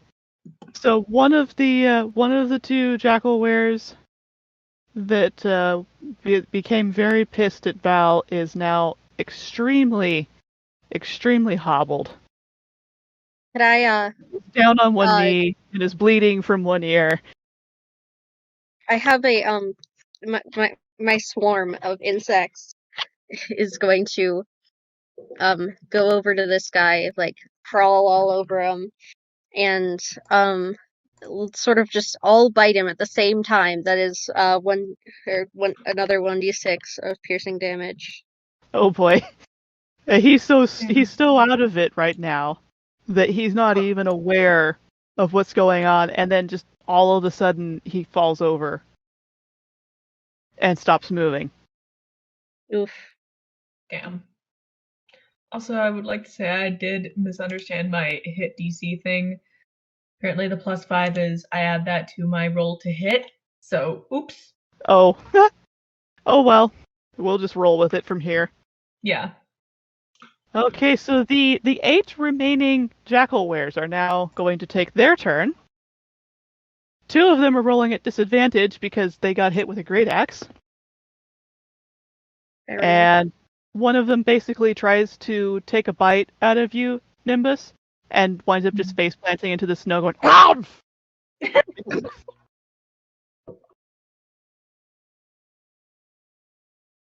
The other one does in fact manage to bite you.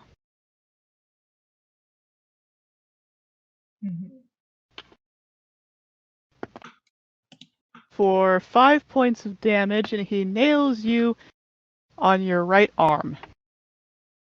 Mm-hmm. Here we go. That is okay.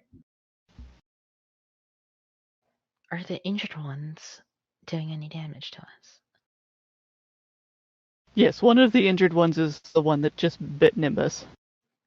Alright, I'm probably gonna try to get rid of 2 of them in my next turn.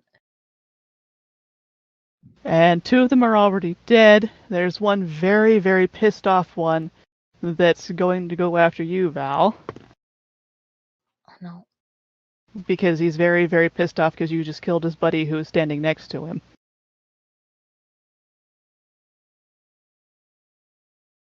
And he does in fact bite you. He doesn't faceplant into the snow. Oh, but he only does 3 points of damage. Alright. He bites you on your right thigh. Oh. I still got 20 HP left.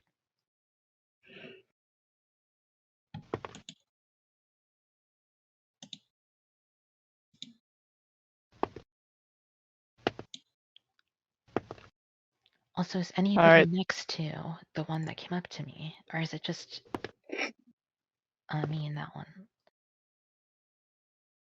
I'd say he's closest to you now, because he came up and lunged at you. Okay, and the rest of them apparently haven't been eating well because they got terrible rolls, and they all also failed to do anything other than flail around. Maybe that's a my lot of food up problem. on the mountain, I guess. So it's not just the dice bot that's being a pain. Even my dice are giving bad rolls right now. And it is now Ego's turn. All right. So give me an overview on the positions of the jackal wares. Okay, so 2 of them are dead. 2 of them are severely wounded, and they're all rolling at disadvantage. And one of them is now like right up on Val, but the rest of them they're still kind of trying to maintain their encircling positions, trying to keep the group trapped. All right. For the twin spell meta magic, do you apply that? You apply that before you do your rolls, right? And then you'd roll them separately, right? Oh wait, Ego, do you have any, like... Do you have, like, any spells that can... What is the... Like, just make them not be able to do anything on their next turn? I don't seem to. Let me double check some of my level 1 spells. Like, tripping on ice and stuff also counts as them losing an action. Yeah, because then they're prone. Which, come to think of it, this guy fell over.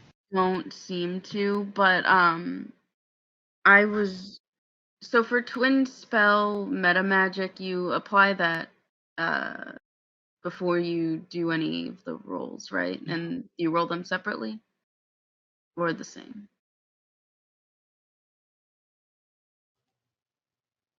I think you roll them separately. Okay, I wanted to cast Chill Touch and use a sorcery point to twin spell it. So I would like to attack one that's right up on Val and one of the other ones that isn't injured yet. Okie doke. Especially for the one that's right up on Val, just make sure you don't roll a 1. Okay, yeah. My wrist. Okay.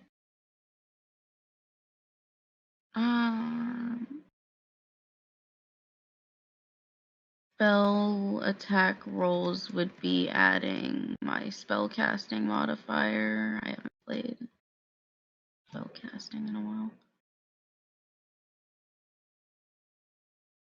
Or I just used the spellcasting ability's modifier, right? Yeah, it's hits attack. Yes. Okay, 1d20 plus 2. Oh, I get. I'll just roll them separately. So it's the first one. Oh, and that's the second one. Oh, you gotta. Oh, Okay. First being the one that fell. Is that fell? Well, you get like an absolute perfect shot on the one that's right up on Val, but both hit.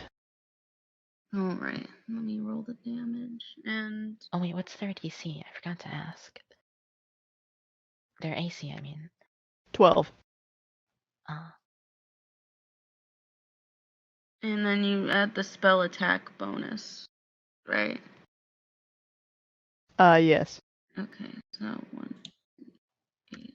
And that's necrotic damage. Ooh. Okay, they both hit, you said? Yes. Okay. I'm just going to do it like this because it's easier on to do it twice. Oh, the attack bonus is to hit. The Oh. spellcasting ability is for damage. Oh, okay.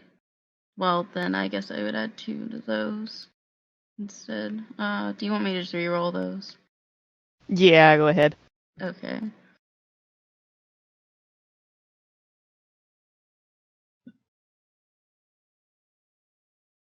There we go.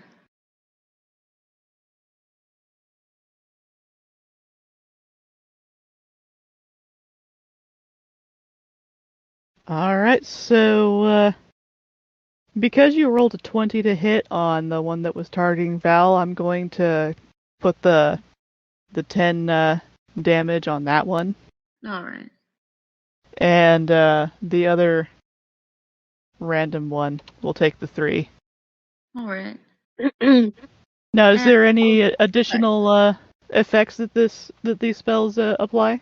Yeah, they I suppose this doesn't really apply much with these, but they can't regain hit points until the start of my next turn, but I don't think they will. But visibly there's a skeletal hand which I'd like to flavor as more of a dragon claw looking Beautiful. just clinging to them. Nice. Cool. So now they're going because they're being grabbed by a skeletal hand. And they are going to start looking for who the hell is attacking us. Hey, wait a minute. Where did the one that disappeared go to? Mm-mm. Wait, But No. thankfully, it's not their turn, so you don't have to worry about that just yet. And now we're back to Nimbus. Okay. So one of the 3 that I damaged is prone, right? also, Yep. wait, can I just say something real quick? My blades are thrown, so if I try to attack it when I'm next to it, it's probably going to do an attack of opportunity on me. Although it might be sufficiently distressed, it may not think of it. Oh. Or wait, can I wield these without throwing them? I think I can. At any rate, it is Nimbus's turn. Mm-hmm. Okay, so one is prone, one bit me, and one is hobbled. One is prone, one bit you, and one is dead. Oh, one is okay. Is the one who bit me hobbled, or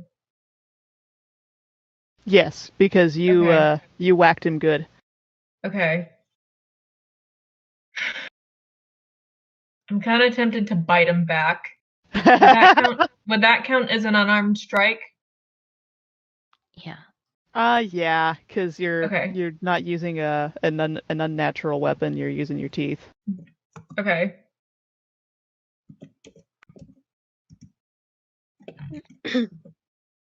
Oh, Oh, you bit him good. He ain't getting away from that.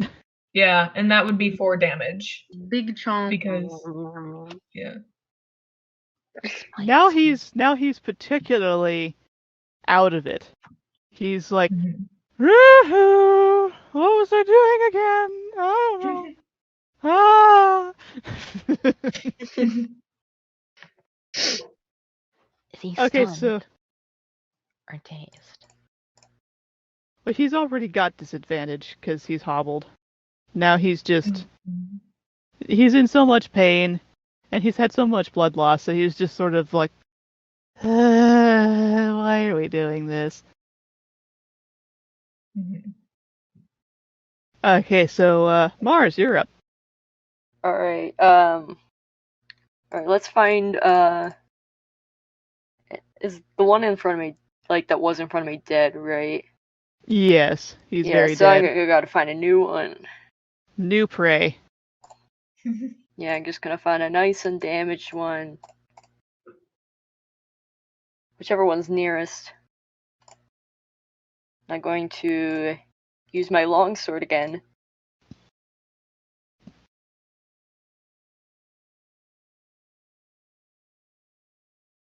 That's Oh, much that's a better. hit. That's a hit. Yeah. Alright, I'm going to use a spell slot to also use Divine Smite. Oh. Hmm. So let me roll Smite. the numbers. Wait, what is the alignment of the hyena? Or the jackal wears? The jackal wears. They're chaotic evil. Wait, does the alignment do anything for smite in 5e? I don't think so. I don't know. If the I'm target pretty is sure it doesn't. undead or a fiend, then it does add an extra d8, but that's it. Yeah, alignment isn't really relevant to anything as far as paladin and cleric stuff goes anymore. I don't think, other than like, typically aligning with deities. I don't think any of like their abilities have to do with that in 5e. Alright.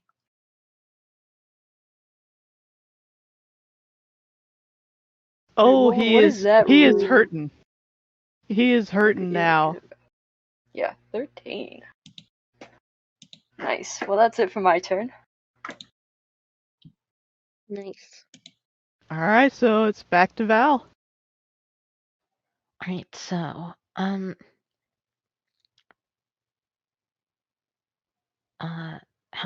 many of there are there left?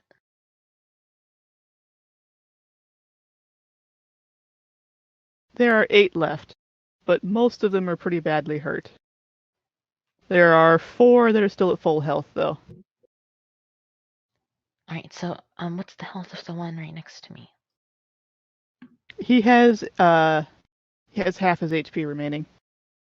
Okay, do I have advantage on it, or is there anyone flanking it?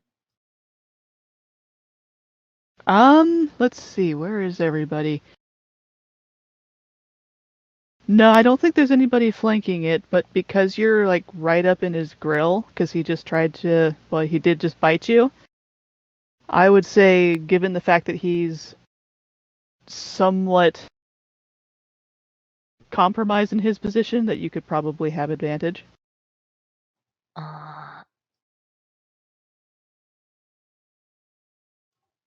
Sure, okay, so, and then, is there any other of the jackalware that have like around 10 HP or so? There is one other that's lower on health like that, but he's fairly far away from you. Yeah, is that one posing any of a nuance next turn? He's currently prone, so no. Oh, alright. What other ones are there that like have low HP and are going to be able to attack next round? Well, there's 2 that have very low HP, that are, I would call them confused at this point because of their low HP. But they will be trying to attack, but they'll be attacking at disadvantage.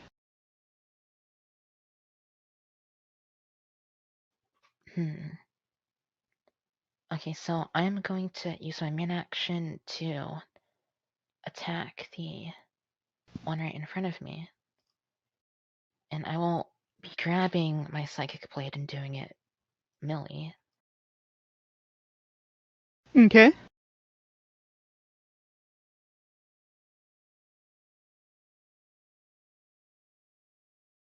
I just realized that I accidentally used a D10 for my longsword instead of a D8. Oops. I'm sorry about that. That's alright.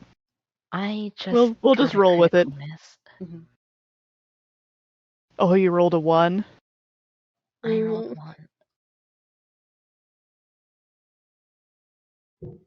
Well, I will now be Boy, the dice do not like us tonight. No. Well, I will be using my bonus action to do the same thing, but with my offhand. Alright, we'll say, your critical miss. He's laughing at you now. He's just.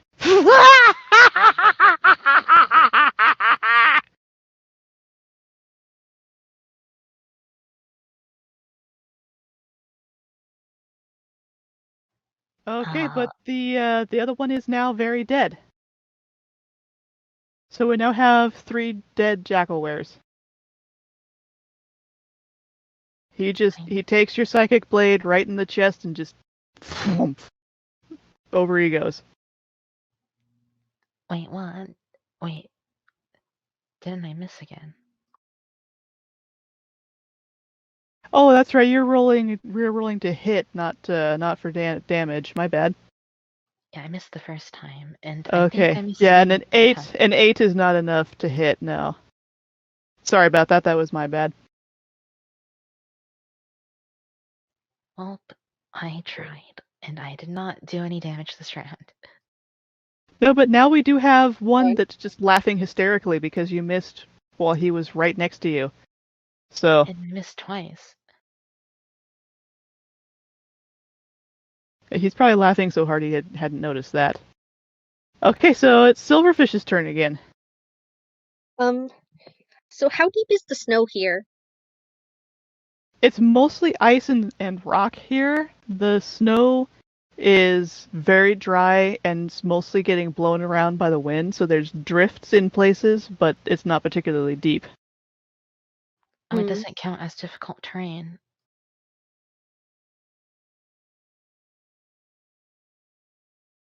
Hmm? Oh, does the terrain we're on right now, does all of it count as difficult terrain, or none of it does, or just a few spots on it? I'd say since you left what was an excuse for a path and went into something even rougher, that yeah, everybody's on difficult terrain here. I have the natural explorer feature in the mountains, so it says difficult terrain doesn't slow our group's travel, but I'm not sure if that means it doesn't affect our, or that would mean it doesn't affect our movement, right? I believe that's correct, yeah. All right. Well. Oh, it's not for in combat too. I don't see why it wouldn't be. Yeah. So. Sorry. No, you're good. Well. Is one of those snowdrifts within Oh, actually, it doesn't have to be very close to me. Never mind. Can I animate that or use shape water to animate that snowdrift and make it whoosh over and collapse on one of the Jackalwares that's still standing up? Oh, I love it. Yeah, I'd say there's probably a snowdrift at the bottom of the hill you were climbing when they surrounded you. And so that's probably close enough to where you are that you could do that. It just says within, 30 feet, yes. Then definitely, yeah, you would be able to reach it.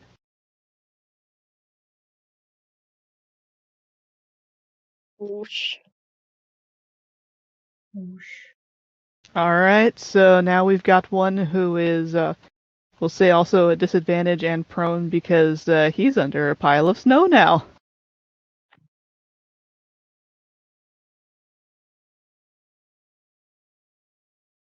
So let's see, now it is the Jackalware's turn. We've got one very, very loopy, prone Jackalware who's just going to try to stand up. And he does not manage to stand up. He just sort of sits there and makes a snow angel. And we have another Jackalware who he's not entirely sure even who's friend or foe now. He's that badly wounded. He's just kind of lashing out. And as he thrashes around, he winds up actually biting the throat of one of the other Jackalwares near him and kills it. Damn. Wow. And the others are not thrilled with him for this. They think, turncoat! And so they're going to turn on him, and oh, one of the two uninjured Jackalwares just killed him. Wow. Damn. But that uses up their turns, and now we're back to Ego. The confusion roars. How many are left? Alright. There are now 1, 2, 3, 4, 5. There's only 6 remaining now. Okay, could I get an overview on their positions again? Yeah, so one of them, the one that is the furthest up the slope where you guys are, is he's still flat on his face and he's making snow angels because he failed to get up.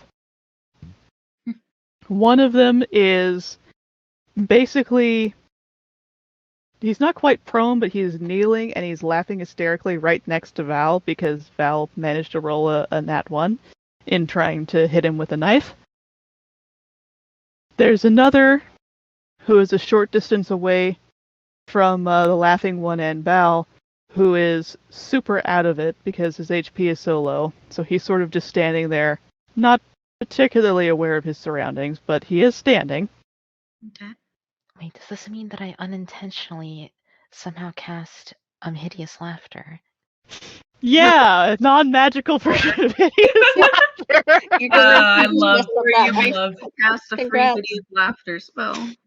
hideous laughter is such a fun spell. I love it.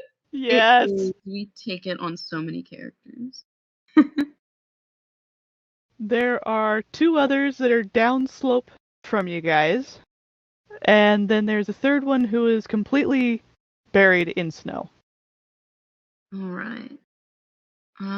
The ones down slope. The ones that are down slope, are they still fine for the most part? They're really unhappy, but they're beginning to turn on each other because they think that one of their own just turned on them and Oh. killed him. So they are a little on the pissed side, but now they're not entirely sure where their loyalties lie with each other. Okay. So they might start fighting each other? Yeah, you might be able to give them a nudge in that direction. Okay, I'm going to leave them to potentially that, and I'm going to cast a chaos bolt at the one that's laughing. See if I can Make it even worse. see if I can use that to my advantage right now. Alright. Chaos bolt. This is a fun looking spell. Okay.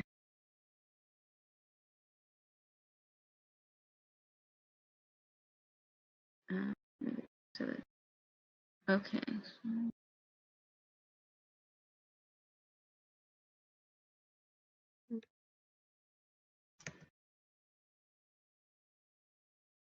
Plus 4. Okay. Oh, it's an 11. Nah, it misses him. Dang. He was laughing so hard you aimed for his head, but then he doubled over with laughter just at the wrong moment, and so your attack just flew over his head. Oh no. Should Yeah. I still roll the damage type to if you want to make any effect, or should I just leave it at that? We'll just leave it at a miss. If it had been a critical miss, we might have done something silly with it. Alright. So, Nimbus, you're up. If it was a critical miss, it would hit me instead. I mean, that would be Um, the cheap way to do it. True. Okay. So is the one laughing behind me?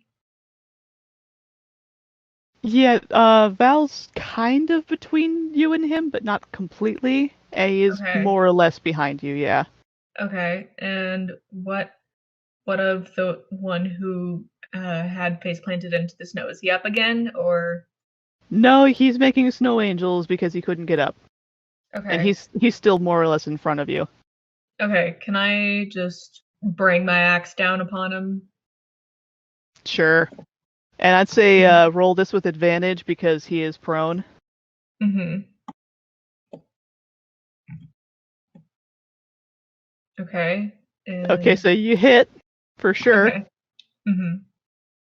And what do I roll for the damage again? Okay. Okay.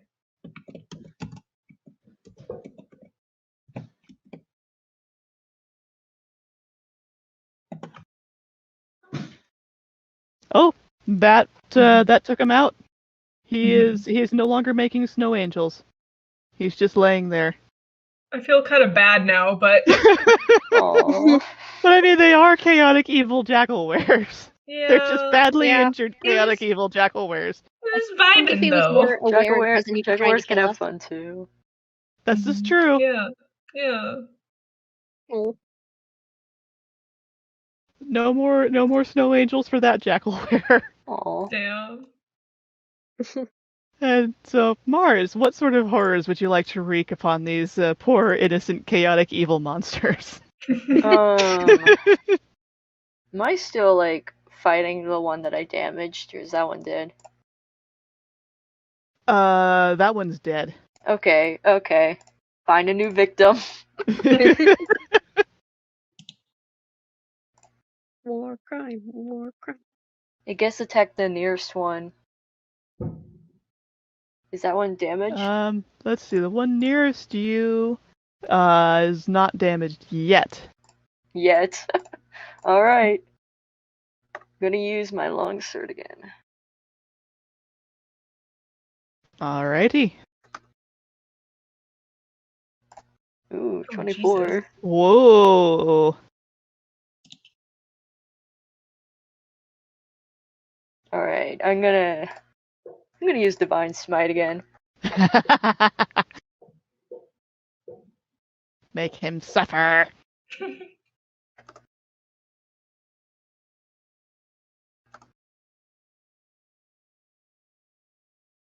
18. Oh, you just one-shotted him. He went Nice. from standing there snarling and considering fratricide to just dead. Dead Damn. immediately. Rip bozo. He smited their head off. Just Yeah. Just He's standing there. clean He's kill. looking at his friends suspiciously, like, yeah, I don't know, maybe they're gonna try after me next. And then his head just tumbles off. Damn. Like one of those like scenes in thoughts, like an head gone. anime. Yes. Where, like split second, the head falls off. Yeah. There's like a flash of the sword and then thump. Yep. All right, Val, it's back to you now.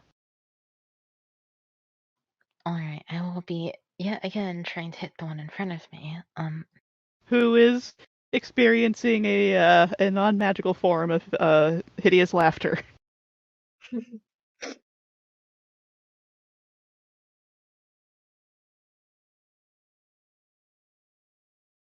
Oh, that's a hit.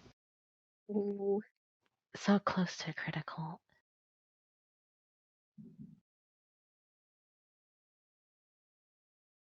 We got We gotta get one eventually. Mm-hmm.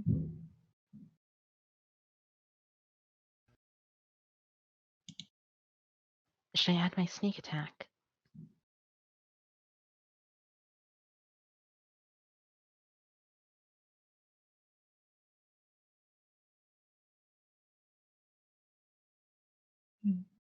Oh, and not only did you hit him, but your blade just sank into his wide open laughing maw, and he just goes Owie. and just and he's dead. Set him up for real. Damn. But he died laughing. At least he Good for died a him. happy death. At least he was happy in death. Maybe he shouldn't have laughed so hard. He could have gotten away. Alright, and I will use my bonus action to what are currently which ones are the ones that pose a threat? Like for the next round. There's only really one that poses much of a threat, because one of them, his HP is so low that he's going to be rolling at disadvantage. One of them is still trapped under a pile of snow, but the third one is still up, and he's less suspicious of his comrades because most of them are dead now, and he's thinking about trying to kill the rest of you again. Alright, well, I will be throwing my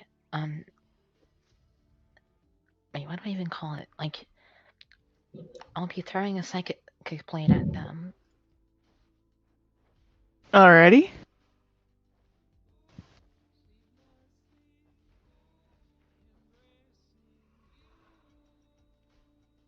Alright, that hits.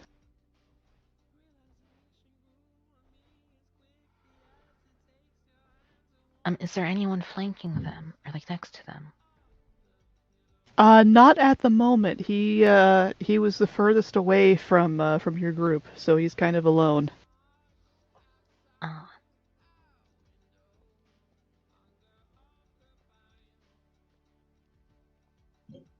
Well, 4 HP is 4 HP, and now he's looking kind of scared because he's just seen you take out a bunch of his friends, and seen you, as far as he's concerned, he thinks you caused some of them to turn on each other. So he's starting to think, maybe I don't want to fight you.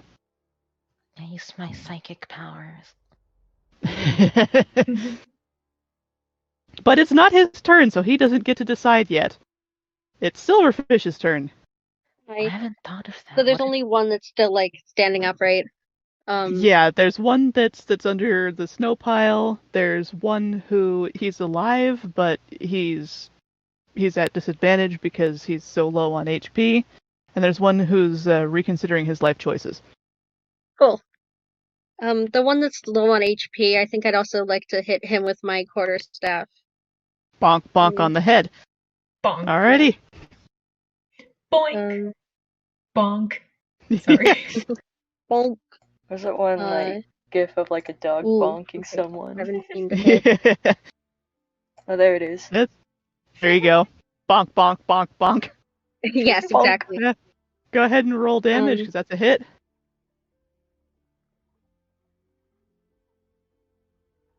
Bonk. Yeah, you bonked his brains out. He's dead. Bonk. Bonk. Bonk. Alright, so I I'm could do gonna something roll... really morbid, but I won't do that. Beating a dead jackalware is just in poor form. Well, I meant, never mind.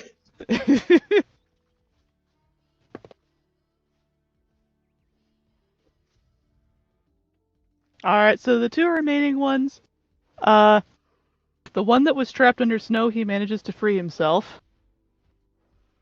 So he's back in the fray. And the other one, he managed to overcome his desire to flee, but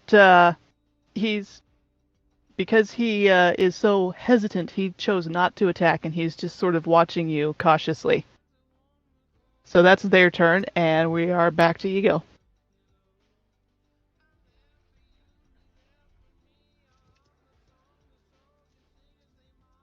I'm going to chill touch on our only threatening one again. Okay.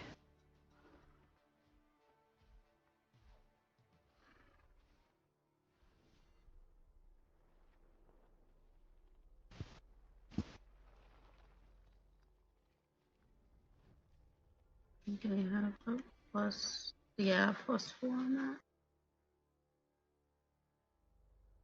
14. Nice, that hits. Alright, let's roll damage.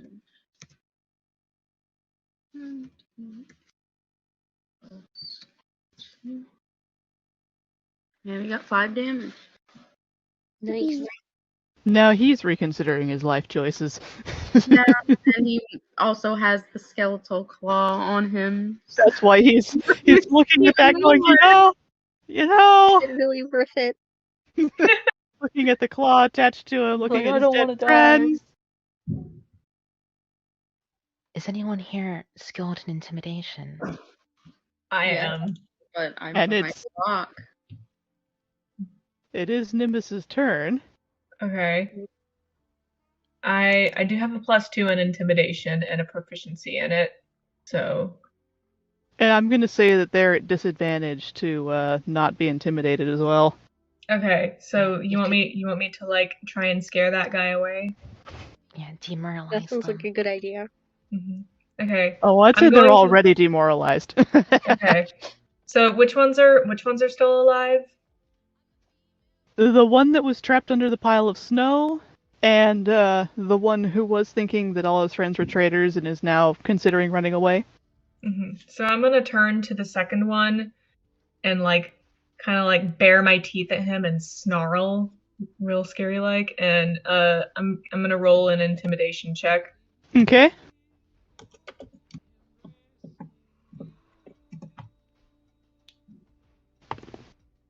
Well, he just rolled a 2, so he's intimidated, and he's going to just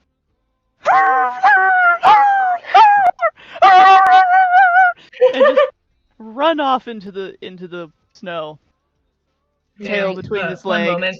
So long. Bye. So long, farewell, auf Wiedersehen, adieu.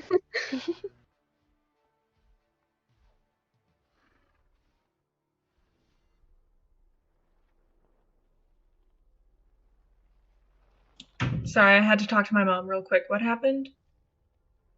He ran off. You successfully intimidated him. He was already on the fence about sticking around, and he just took off into the night. No. He's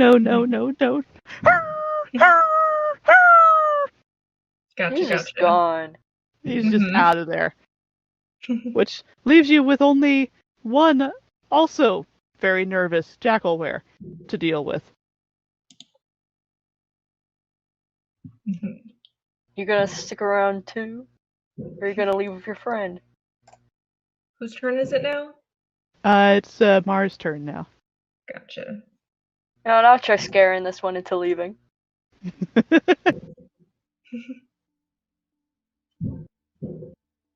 Alright, so that's an intimidation check. Yes. Dang. Damn. Oh no. I'm not having a good day here. No, he is not sufficiently frightened. He kind of looks at you like, yeah, I know you're scary. And your point? And the point would be that it's Val's turn. Alright, so how many of them are left? Just the one. And Oh. he's looking like he's shaking in his boots, but he's looking after his friend who ran away in disgust. Well, they're next to Mars, right? So, should I have sneak attack? Yes, they would be closest to Mars at this point. And I don't know why, I just had this image in my head of a tiny little kobold popping up over the top of a dragonborn. That hits. Wait, if I climb onto the tallest dragonborn, will that count as high ground advantage? Yes. Yes, it will. Amazing. And just like climb onto my shoulders. I'll get advantage for every scenario. All the attacks. You're just gonna ride around on Mars' shoulders for the rest of the Sugar Yes. kobold. Hey, if it works, it Yes. works. True.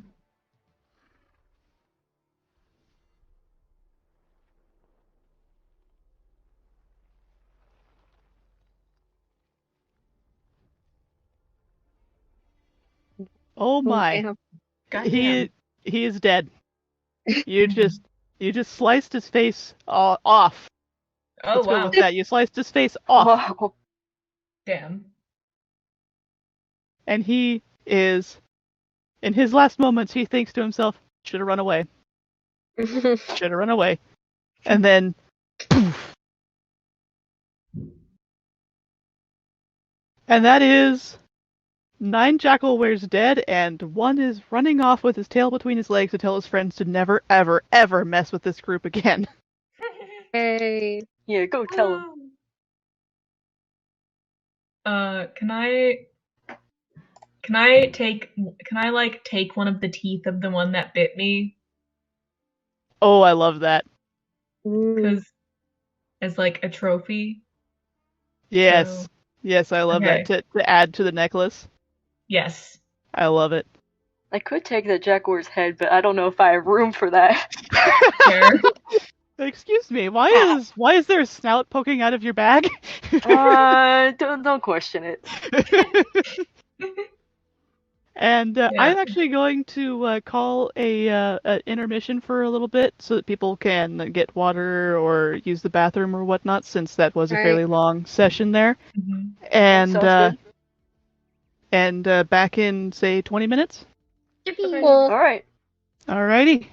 Mhm. Okay. Yeah. Yeah. Oh yeah, I forgot that the mature panel is gonna be over text. So Ah, okay. Yeah. I need When- food. So go get food. yeah. When is the next panel? I think it's happening right now, actually. Oh, where? What? Let's see. It happens at Says 8, I think. starting in 15 minutes. Hmm. What's the next panel? Is that the closing, or is it the 18 plus? The 18 plus is next, and then the closing ceremonies is in 3 hours, or I guess 2.25 hours. Hmm. Okay. The next thing's in 15 minutes? Yeah, the Draconic discussion, the 18 plus. Oh, okay. Where's that at? Which? It will be in the mature section. Oh, I don't think we have access to that. We're like verified in the servers linked to this. I didn't realize there was a mature section in this. Yeah, you could request the mature access in the help desk. I think you have to prove your age though. Yeah. I think we're verified in all of the off-season servers. Okay, then you'll probably be good then. Yeah, I have mature like in the spire, so I was just given the role. Yeah, that's what happened with me too. Yeah, same. All right, so I will be back. Enjoy the your intermission. Yep. Food. Tiny heads up, I gave you the mature role since I was here and overheard anyways.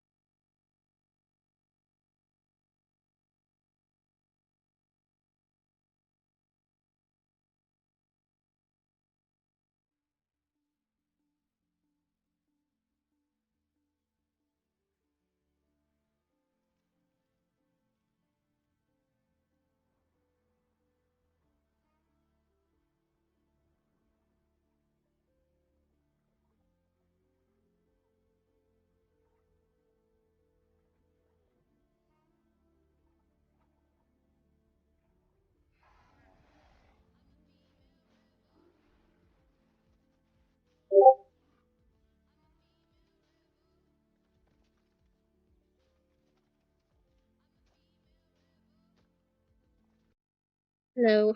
Yeah, I'm here. Hello.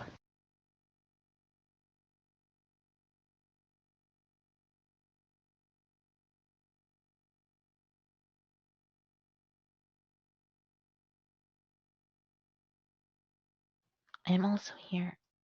Hi. Hello. Hi. Looks like we lost Ego. Mm.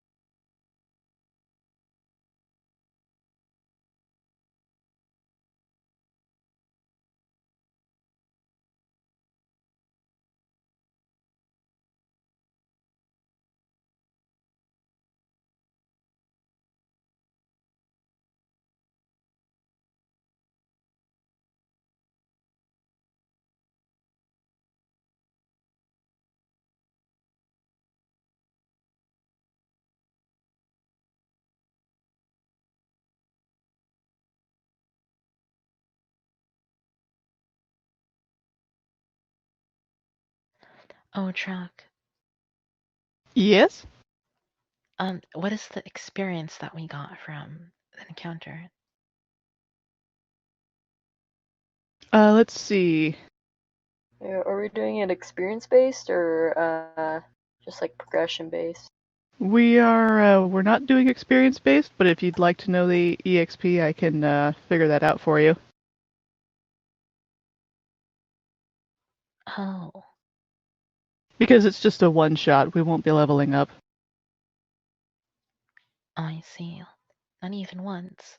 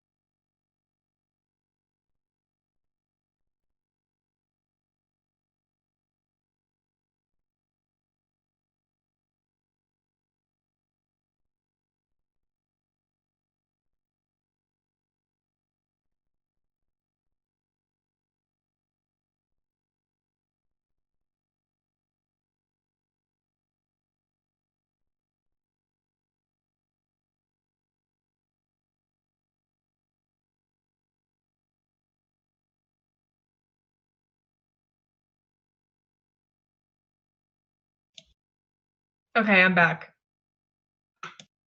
Welcome back. Hello. We're just waiting Yippee. for one more person. Mm-hmm. Yeah, Ego stepped away from the stage presentation, so we'll need to get them back in as a speaker.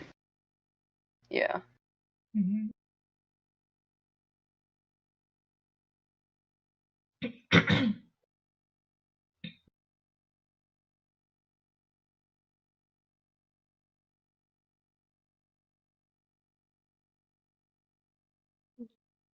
Ooh, I'm very sleepy. But it is fuck. getting Sorry, I need some water. I'll be right back. okay. Die. Yeah, I went and got myself some water before I came back, and then it went down the wrong pipe, and I spent like 2 minutes coughing trying to clear it.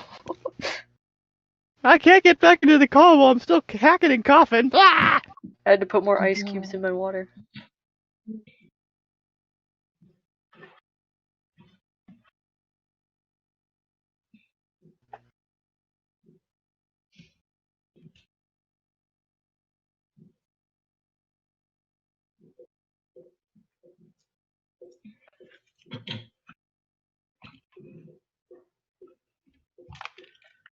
Okay, I finally put an actual jacket on because I have been cold. Sorry. You're fine. Comfort is important. Mm-hmm. Yeah. I also got myself some snacks. Nice. Snacks. I love having a little snack. Yeah. Snack's good. I always like to keep a stash on me. Fair.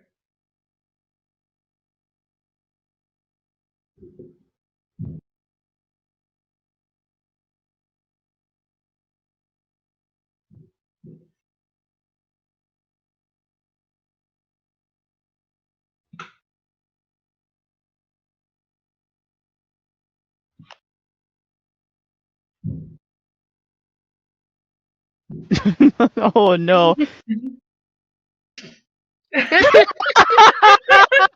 Damn it! Damn. You gotta set yourself up for that.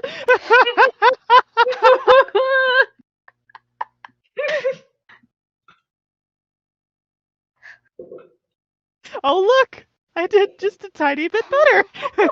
Hold on. Okay, I think I can do The better. chances. Nope. Oh, yay! We tied. I think we're capped at 26. Yeah. What are the chances of that? I mean, I guess. Luck is not with us today. Nope. Even my metal dice have been rolling low for some reason this whole session.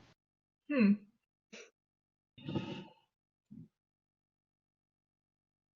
We got the New Year's D&D curse. Or the bot just hates us. Yeah. Oh my god. I don't even know what to make of that, to be honest. What number is that? But I think like That's the your dice luck must be encryption all key. used up for this year. There's no more left. Like collectively, Oh, we don't have any left. So yes, almost you're the end right. The dice gods for this year, they're recharging right now for next year. of they're asleep. Also, apologies for clearing my throat so much. It's okay. No, you're fine. Mm-hmm. My knuckles are I very really want to make my own crackly. server and add this dice bot just to. Just to mess with it. Yeah. Yeah, because I know it does a lot of other stuff besides rolling dice, but I haven't looked into it very much. Check. Play D&D over this group. I want to see what kind of features Dice it bot has. doxed you. Whoa. Full list of commands. I have a website for it. Okay, this is a lot. There's a lot of commands.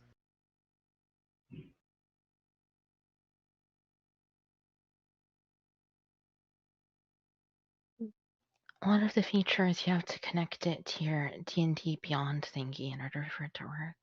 Oh. Yeah, That's not going to work for me because I boycotted D&D Beyond when Wizards of the Coast started being jerks. Mm-hmm. Yeah, I also I've never did the used it. same. It has a lot of really useful tools. Yeah, But it locks a lot of stuff behind a paywall, though. yeah, but if you really want to get the most out of it, you got to pay a subscription. And I'm like, hey, nah. Yeah, one of the big reasons I started getting more into Pathfinder is because, like, everything is, like, you can just freely do everything. Like, there's, like Pazio doesn't really care. They let people, like, make their own stuff without trying to monetize it. So you can have, like, all of the source books in, like, this path builder thing and just make everything out of all the source books without paying anything. But with D&D, I've been trying to look for a place where they have multiple source books, so not just the core game. But I couldn't find anything that was free. If we wanted to play like a race, say like a lizard folk, but we couldn't because we didn't have the book, we would like remake it in homebrew so we Yeah, could that's play what as I it. would. Yeah, that's what I've kept doing.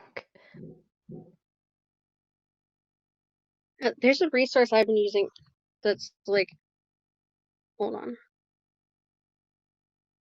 This is what I just use. It has like everything, I think. Oh, nice. Bookmarking. Yeah, I use this website for like checking spells and stuff. But I think it has non-core books stuff in it. Oh, you know, Nice. the wiki dot has everything, I think, from all of the versions too.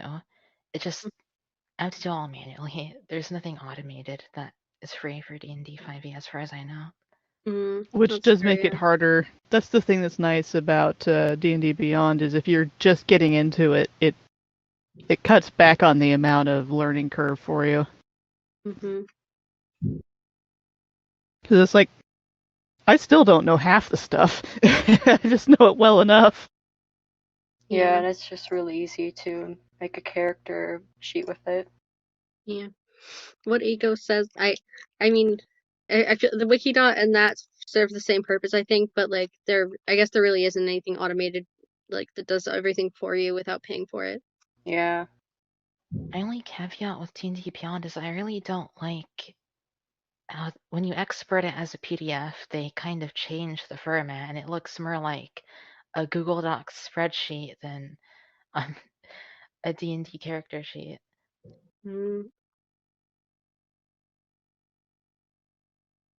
I think somewhere on my computer I do have like a PDF of the player's handbook. Yeah, I was wandering through Reddit one day and came across somebody dumped a link to PDFs of all of the major manuals. Nice.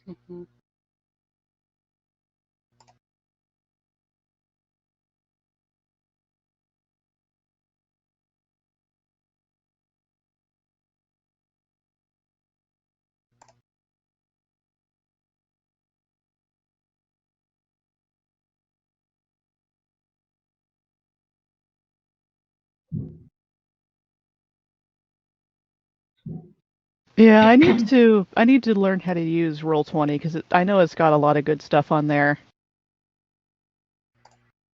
And if I'm gonna keep DMing like this, I think it would be a good tool to have. Especially online.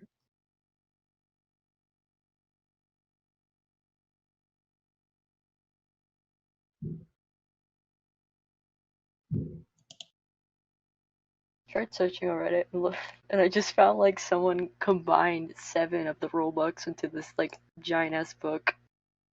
Damn. Nice. There is a subscription with Roll20, damn. Oh. Holy shit. My god, it's amazing. Lord. Oh my goodness. And I thought flipping through them already was tough. Yeah. I just mean like there's if it's free and there's a paid version, there's probably still like features locked behind a paywall, sadly. But I've also found like a lot of people have made their own like Google Sheets where it does like the math for you. That's what I tend to use. Oh, that's nice. Yeah.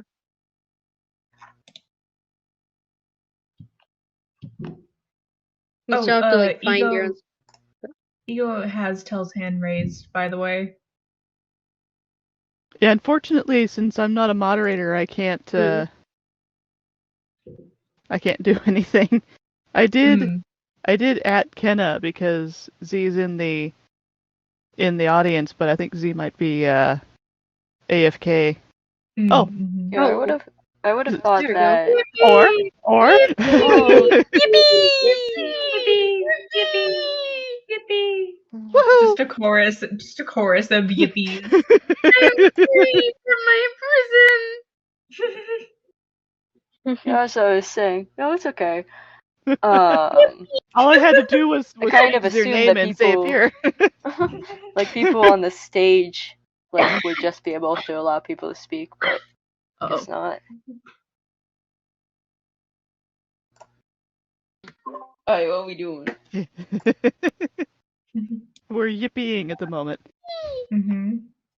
I wouldn't mind if this expanded into like multiple sessions, by the way.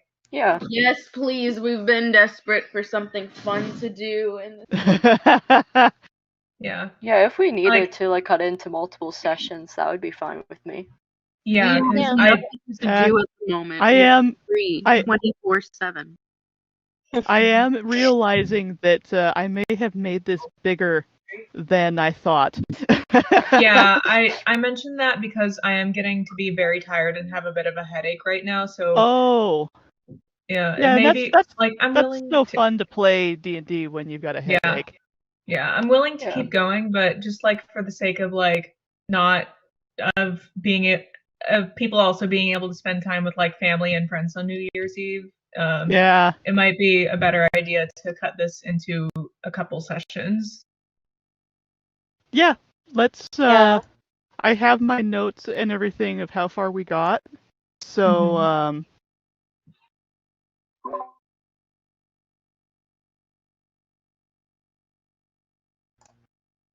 I lost my train of thought there. Lovely. Fair.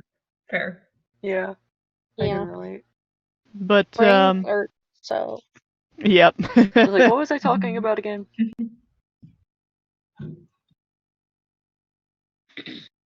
So yeah, we could definitely do another session.